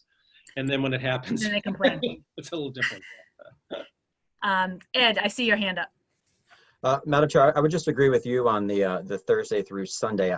I think that Thursday is a pretty vibrant night downtown. Most salons had historically been open on Thursday evenings, later as well. It could be an opportunity for retail to perhaps plan to be open, later hours. So I think that we could have a real energy there on a Thursday night, and then we can try it through Sunday and see how it goes. And then again, if you find in a few weeks or a month or two, Steve, that it's not working, then we can always adjust. I just want to make sure that you have enough flexibility to be able to make these tweaks and changes so that it's not like we're holding up, important things that should be done to benefit businesses in between our town council meetings. I know we can call special meetings like we did tonight, but I just want to make sure that we've set a roadmap for success for these businesses and for this planning to work that allows understandable amount of flexibility for you and the rest of your team to make the adjustments as you find warranted in real time. I mean, I think if we had the license from Thursday noon, let's say, through Sunday, I don't know, pick a time, 5 p.m., 7 p.m., whatever we think is better. And then as long as the flexibility is given that our office can grant the liquor license area, what have you, then we'll be back in almost 2 weeks anyway to talk about this and say, hey, I think we found that it didn't work. We need to close the whole street, and we can have a better plan for that, because that wasn't brought up until tonight. Great. Maureen, I see your hand. Hi, thank you. Steve, I just want to thank you for the time and effort. I have been trying to keep up with all the governor's executive orders and lost it 3 weeks ago. But two questions and I like the word flexibility and nimbleness, and just like, this is our opportunity to be creative. So on that point, 2 points. I kind of loved what Councillor Smith Galvin said about like sanitizer stands in the street. Kind of cool to think about that, right? Like, we're in a new normal, and like maybe that's a new public good that we have around. So just throwing that out there. And I know a lot of us are joining into MMA, which you said has been so helpful, and they've been having webinars, and I think there's one on Friday that I signed up for. I'm just wondering, is there ideas of maybe being some grants or anything from the state or anyone to kind of help some of these smaller towns? Just, when you say people are responsible for their own picnic tables or seating, I completely understand that. And I'm just trying to think of a way of how we kind of help them if we can. And, we have our emergency fund that helps individuals. I'm just wondering if MMA or the governors talked about, emergency funding to help some of these smaller businesses with, $2,000. And I know, I think John Ross might have left us. I don't see him anymore, but, he was talking about coming back to a future meeting, talking about what the organizations in town. And I'm really excited to hear what the Chamber and Wakefield Community Partnership and Main Streets all are thinking. But I'm just wondering if the governor, I know sometimes executive order goes out and then they're like, and there's money with this coming. Yeah. I haven't seen the money part with this yet, which would be nice. There was all of the other small business stuff that came in. I think some of the patronicity money might be good for this that was raised. There's a possibility there too. I know the Chamber is also looking into it. Yeah, I mean, but it is going to be expensive to get that stuff. And just to throw out there, I know that there's a lot of groups that are raising money for businesses, and maybe some of that money businesses might want to buy a tent with, or might want to do something. And I think the federal government, I may be completely wrong on this, because again, it's hard to follow all the edicts, but did they loosen PPP to not simply be for payroll, to open it up a little bit for businesses to have more flexibility? Just a little bit. Yeah. I think they did a little bit. They also kind of extended some of the time for paying it back and things like that. But a big part of it is on maintaining personnel. Okay. But hopefully there's another package. No, I'm open. We're looking for that all the time. Right. Believe me. Any other counselors? I don't think so. So, Steve, what, and we can certainly, within these votes, we can have conversations and questions, because again, this is all new territory. So do you want to take it piece by piece? Sure, that'd be great. Yep. So I guess step one would be approve the use of the streets and sidewalk areas per the plans presented. Would someone like to make that motion? So moved. Moved by Jonathan, seconded by Paul. Yep. And for discussion, and I want to start. So approve use of streets and sidewalks areas per plans. If we notice some tweaking that might need to occur prior to the 2 weeks, can that be built into this motion? I think you certainly can, Madam Chair. Okay. I'll ask Town Council if he has a problem with that. I guess you wouldn't deliberate, but maybe at my discretion. Sure. Yeah, I don't have a problem with that. I think you probably want to word the motion a little differently to say per the plan, subject to such minor variations as the town administrator may deem appropriate. Okay. So, I would move for that amendment to the motion. Second. Moved by Ed Dabrowski, seconded by Paul. Thank you, Tom, again for coming to us from the mountaintop, because you make me smile when I see that. We need smiles these days. Yeah, Madam Chair, it's cold up here. Can we hurry?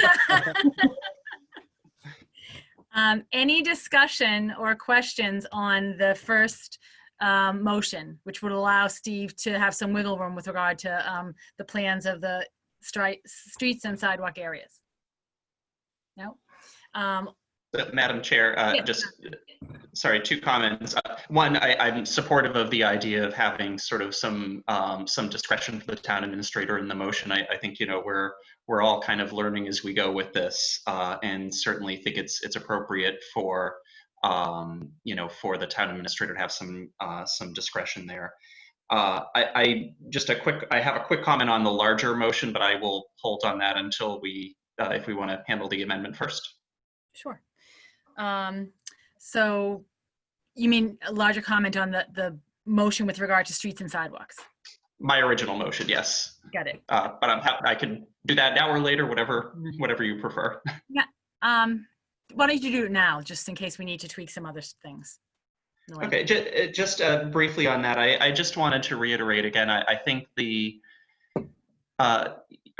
motion that I made and the vote that I expect will make today, I don't see as kind of the end of this discussion. I do think that at the 22nd, and I want to make sure that we express this for you know, the individuals who participated during public participation, because I think it is a really important thing to reference, is that, again, we're trying something new for the first time, which means we're not going to get it right up front. And so I certainly make this motion, and I hope we do approve it. But I do make it with the caveat that I expect we'll be talking about this again on the 22nd and afterwards. And, you know, certainly if the you know, if the plan that we've put in place doesn't work in the way that we intended, I certainly would advocate for broadening the closures or thinking differently about how we approach this. I think everyone would be on the same page with you, Jonathan. Absolutely. The amended motion, the approval of the use of streets and sidewalk area per the plans, giving town administrator flexibility to change those. And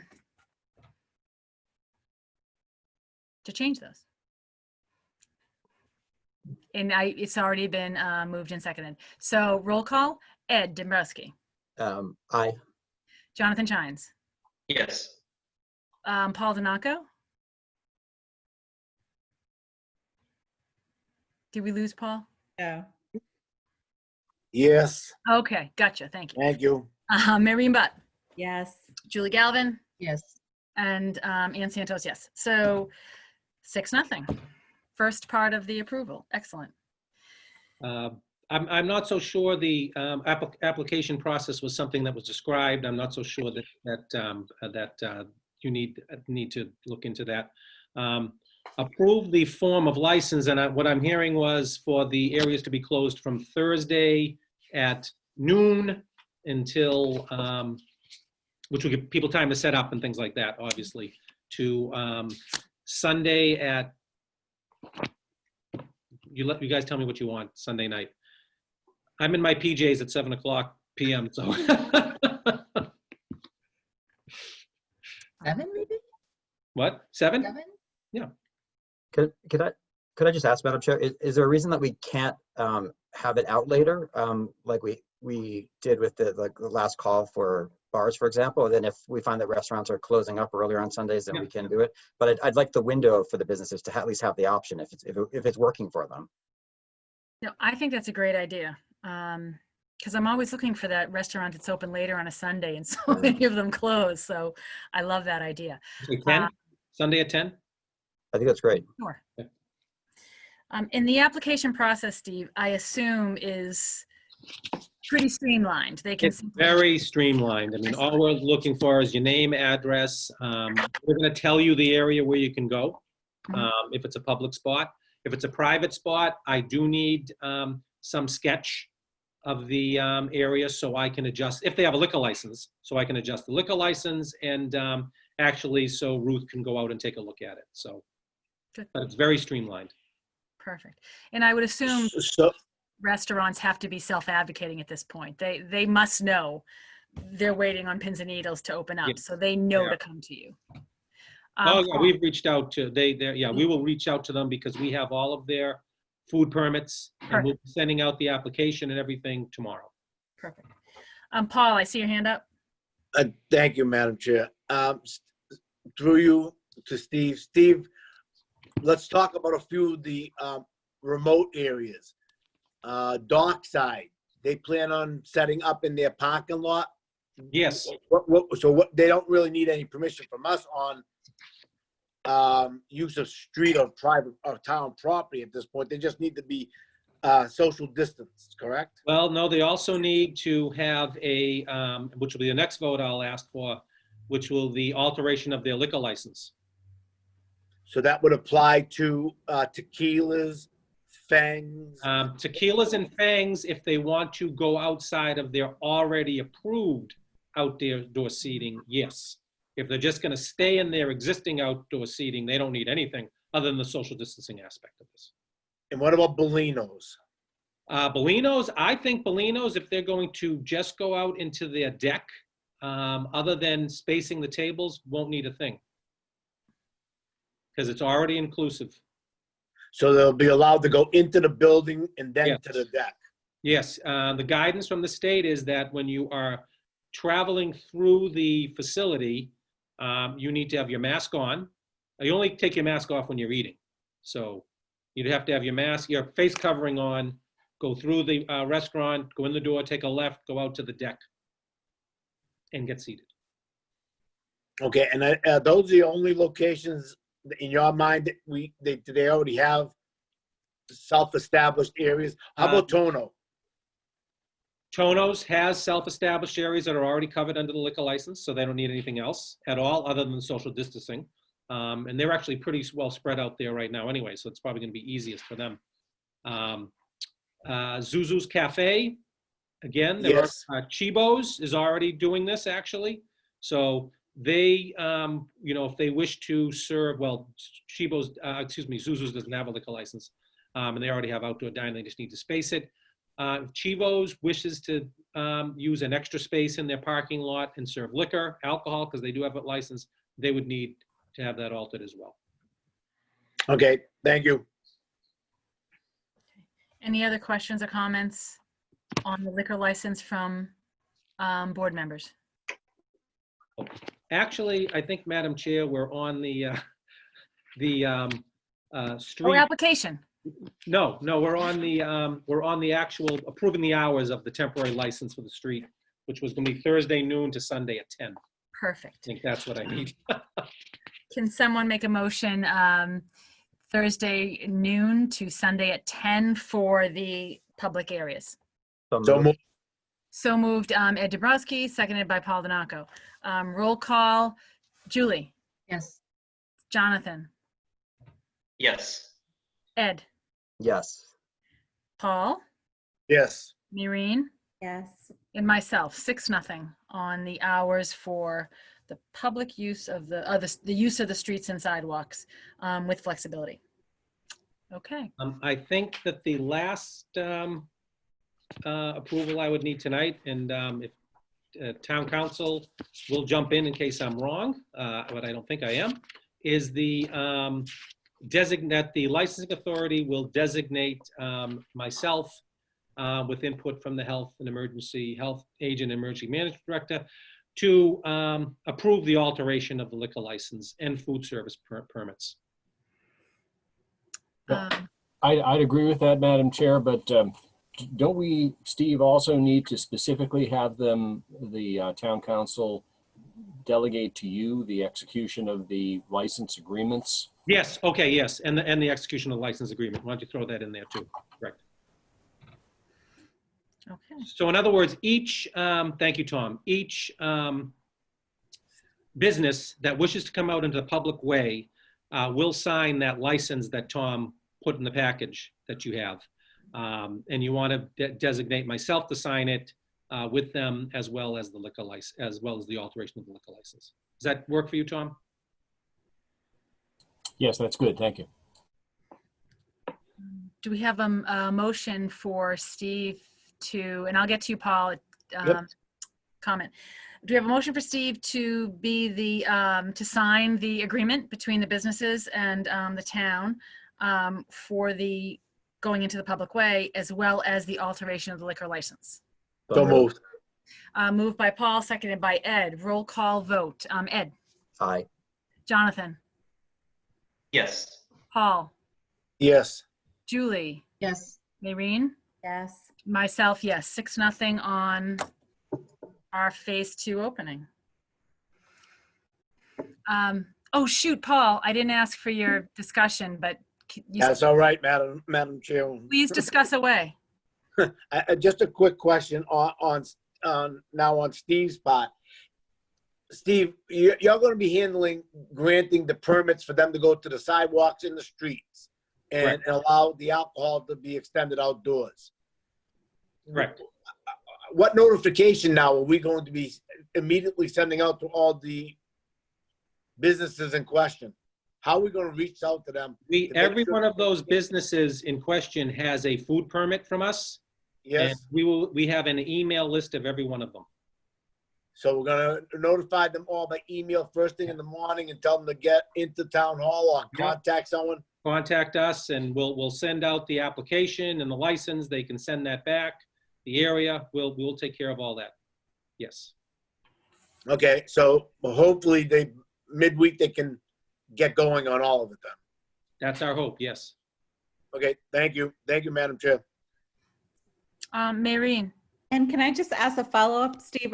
It's all going to be done electronically? So we'll email them and they'll email it back and not That's have what we hope, yeah, yes. That's great. Yeah. Or I'm going to go around and get a sample from each restaurant too. See that, you know. Yeah. Steve, I just want to make sure that based on the packet, did our first vote encompass allowing retail to go to the public way? I think if you want to make a motion to that effect, that would be helpful. Okay. Yeah. And does retail need to apply for any kind of license or? No, the way that we handle retail really is they'll work with myself and really more the DPW that they have, make sure that there's traveled way and it's okay. But I think if you want to make that motion to encourage that and work with us, that's fine. That you accept that. I think it's very important for our retail businesses as well. I move that would someone please move that we allow retail to enter the public way provided that the access is sufficient via DPW, ADA requirements? So moved. So moved by Jonathan, seconded by Ed. Roll call vote on that. Maureen? Yes. Jonathan? Yes. Julie? Yes. Paul? Yes. Ed? Aye. And myself, yes. 6-0 to approve retail moving to the public way. Okay. And I just, obviously, I'm sure every counselor agrees with me that if for some reason our votes are needed in a more robust or specific way for anything, I think a posting of a meeting and us getting together on Zoom makes a lot of sense. I'm sure we would agree if we could get a quorum to do that if necessary. Madam Chairwoman, may I have one question, please? Mm-hmm. We briefly touched on allowing them to put up canopies or pop-up tents. Are we going to also set guidelines as to what's required to secure each of those tents as well too? That's always been an issue with pop-up tents. People put them up, but they don't secure them in place. And if a gust of wind comes up underneath them, they can really do some damage. So are we going to try to address that to any business that seeks to put up a canopy? I assume, and Steve, I assume that DPW is probably going to be heavily involved in a lot of this Absolutely. Yeah. planning. We will, to the extent we can secure them, we'll make sure they're secured to the extent that we can. Absolutely. Safety is number one. Thank you.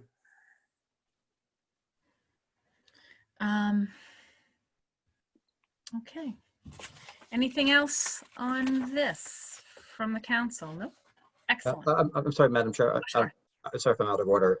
Steve, just one point of clarification. I know that the First Baptist Church lot had come up, and I know that they grew grass there, and they had hoped for that to be a community space, at least in the short term.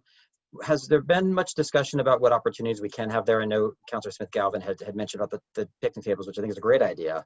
I'm just trying to envision, an opportunity for families to maybe congregate outside that's not right in front of, say, Cravings. Yeah, if the restaurant next door, frankly, had wanted to, I was going to try to, because they're right there, if they want to do something. In a general sense, no. I was thinking that the plaza of the library, where we own it, might be a better spot if we can put some things there, or an additional spot. But we can reach out to them. I do know some people over there. We'll see. But it is private property. Right. And I think if we could, it might be helpful. And if we can creatively use the space, it might just give us another opportunity, because we're really looking for square footage right now in the downtown. Thank you for that. Okay.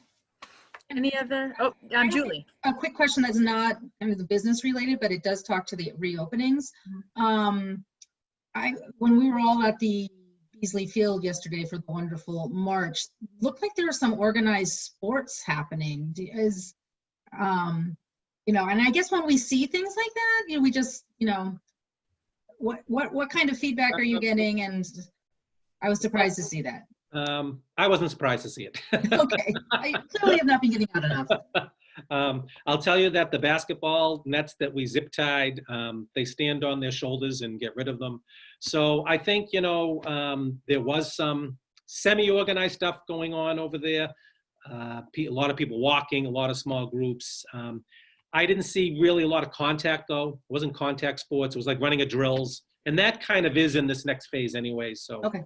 We kind of play that by ear, to tell you the truth. Okay, thank you. Any other comments or questions on this issue? No? Okay, great. This is exciting. Let's hope so. Yeah, I know. Moving to item number 8. I think we have 7C. I'm sorry. Oh, I'm sorry. No? No, that's okay. Oh, okay, go ahead.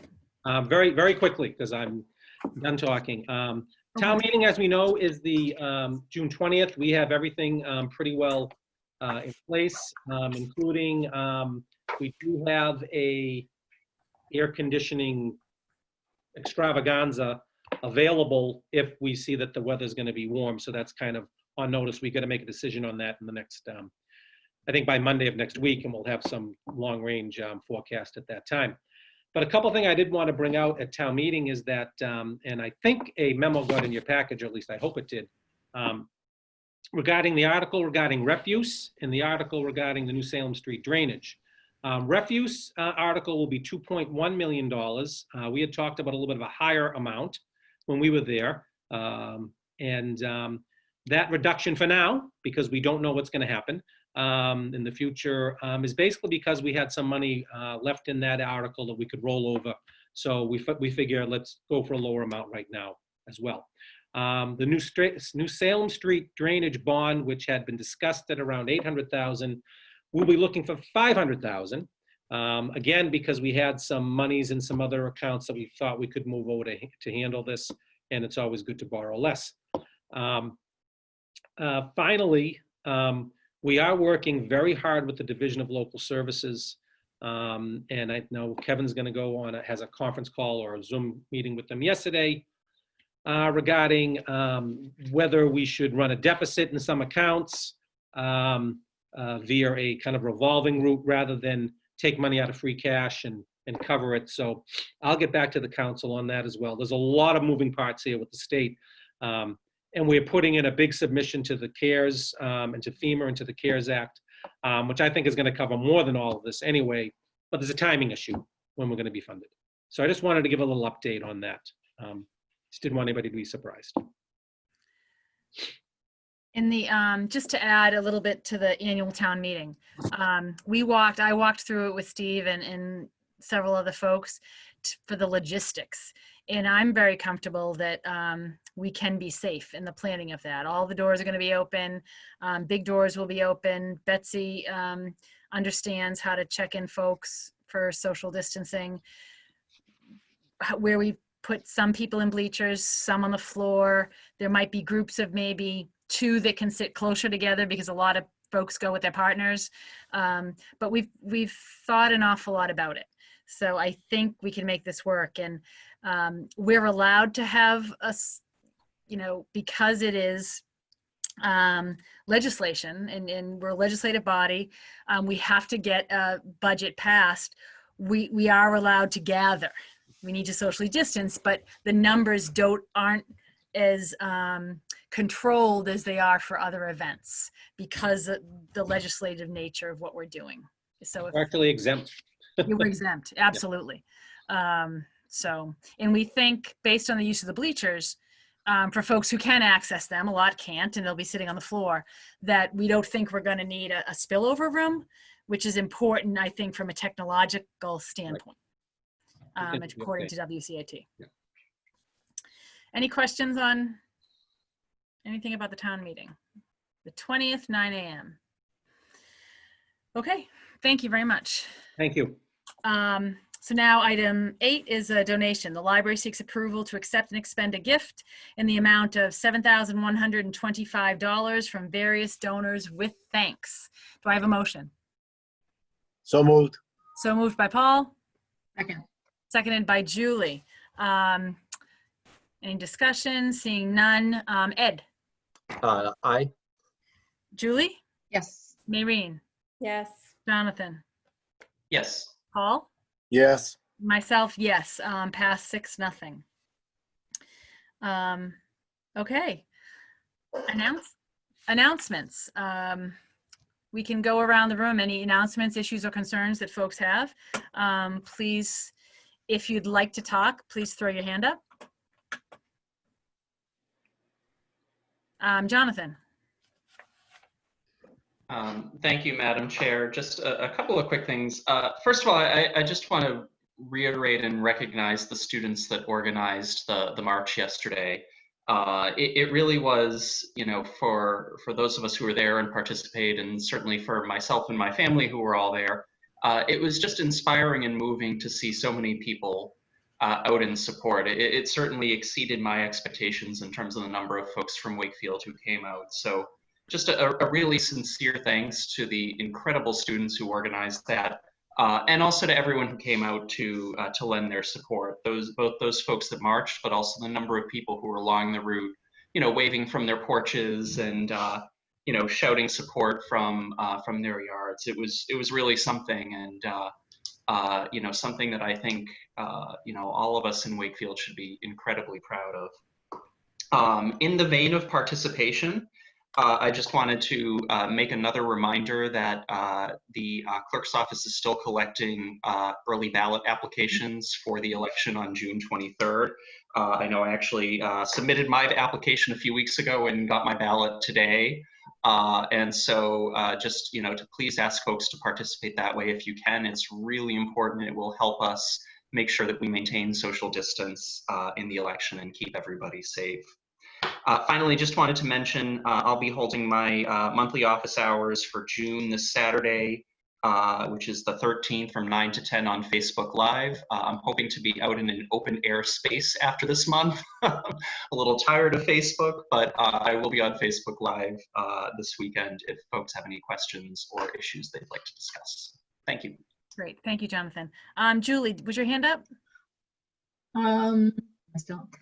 Yes, and Jonathan really said what I wanted to say, but yesterday was inspiring from going to the Greenwood, which is my local neighborhood school, and seeing families there together, marching and singing and just standing in solidarity. It was a wonderful day for Wakefield, and thank you to Greenwood and the high school students, Raina, Aurora, and Faith on that. I think that's all I have. Okay, great. Maureen. Just to echo, I went to both the Greenwood location, even though I was not a Gator, and then went to the event organized by those students. And so I just wanted to say it was a great day, and I think we'll have a lot more conversations about it, Chair. I'm assuming we'll have conversations about the day and things like that. Steve, I just realized that it was the first time I'd been in the backyard of the Greenwood School, and maybe that's somewhere to have some outdoor seating, because it's a pretty easy walk from Blue Moon to walk over to the Greenwood School or the front yard. Just something I just thought about. Two other things. I waved to over probably 200 cars in the senior car parade. And I just want to congratulate all the seniors. I said congratulations and good luck to every single car. And I'm so proud of them, including Christina Joseph, who was on here earlier, and John Ross's son. We've got a great class, and there has not been a graduation like this in some time. So I just thank them all for stepping up in their leadership and their flexibility and their adaptability. And that's it. Okay. Any other comments from any of the counselors? I don't see anyone else's hand up. Ed Dombrowski. Thank you, Madam Chair. I wanted to make everyone aware that on Wednesday evening, there is a public safety building forum that will be broadcast from WCAT. I'll be taking part in that along with Chief Scory and Mr. Mayo, and I believe Mr. Bertrand as well. And that's going to be a really important opportunity, because that is one of the items that is on the docket for our town meeting. And so I really encourage everyone to participate. You can submit questions in advance. You can submit questions during the forum itself. And it's meant to be informational and address a lot of questions that have come up about the project ever since the reassessment committee was formed. So I just want to make sure everyone knows Wednesday evening at WCAT. And the second announcement that I wanted to make relates to something that I know has been discussed online today especially, and that relates to something that I learned this past weekend. This past weekend, I became aware of a Human Rights Commission subcommittee meeting that was held on May 7th, 2020. The meeting was recorded, and that video was uploaded onto our town's websites. And earlier today, I publicly posted a copy of a letter that I had sent to the chair of the commission related to that video. And in response, I was told that it was a mistake, what had happened. And I don't see that as a mistake. I see that as a mindset that was unknowingly revealed. And it's a mindset that I believe needs to change for our town. Two meeting participants reached out to me to apologize, and they both said that they didn't realize the meeting was being recorded. This isn't an issue of whether a meeting was recorded. It's an issue of what was said. And the conduct of the participants in that meeting was both disappointing and disgraceful, and it is simply indefensible. And I also learned that there was an unsuccessful attempt by the commission to have the video recording taken down from our town's website. We are the appointing authority for half of the seats on the Human Rights Commission, along with the school committee. And I believe that we have a responsibility to act. And so I ask Madam Chair that we begin a dialogue with our school committee counterparts to determine how to best address this issue and prevent anything like this from ever happening again, because our Wakefield community, I believe, deserves better.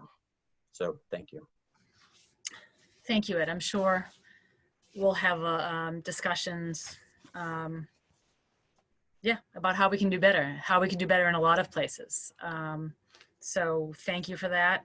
I'm sorry that it, happened. It affected you, and it affected some other folks too. And we can do better, absolutely. Any other comments? Good for announcements? Okay, I would just like to echo on the march, the the young women that organized it, Raina Faith, Aurora, and Christina had some input, along with so many of their classmates and students that go to the high school that supported them. The police were phenomenal. It was really very proud day to be from Wakefield. Starting at the Greenwood School, that was just the cutest thing I've ever seen. A bunch of second graders singing, standing in a circle in support of all the issues that have been happening and demanding justice in the way sweet second graders can. That was really great to see. And the mom that organized it at the Greenwood, can someone remind me? I have it here. I pulled it out and then it got, not Mandy. All right, I'll figure it out before the next one. But she was phenomenal. She was absolutely phenomenal. I also want to give a shout out to the graduating seniors. That it would have been their graduation yesterday, and the car parade was amazing. I've known so many of these kids since some of them, they were born. A lot of them, when they were in kindergarten and first grade, they should be very proud of themselves. I know how heartbreaking it is to not have a graduation that they had imagined. So they should be very proud of themselves the way they're holding their head high. I would urge everyone to watch when they graduate, perhaps again, not as they imagine, but that will be, I'm sure WCAT is going to run that whole graduation. So just a real shout out to all of you high school seniors, and wishing you the absolute best as you move forward. And you should be proud of yourself. The mom at the Greenwood is Mandy Lockley, fabulous woman who I hope she stays involved in Wakefield, in our town. Okay. So matters not anticipated for the agenda. So these are voting matters that weren't anticipated prior to the 48 hours, but I would argue might need an immediate vote.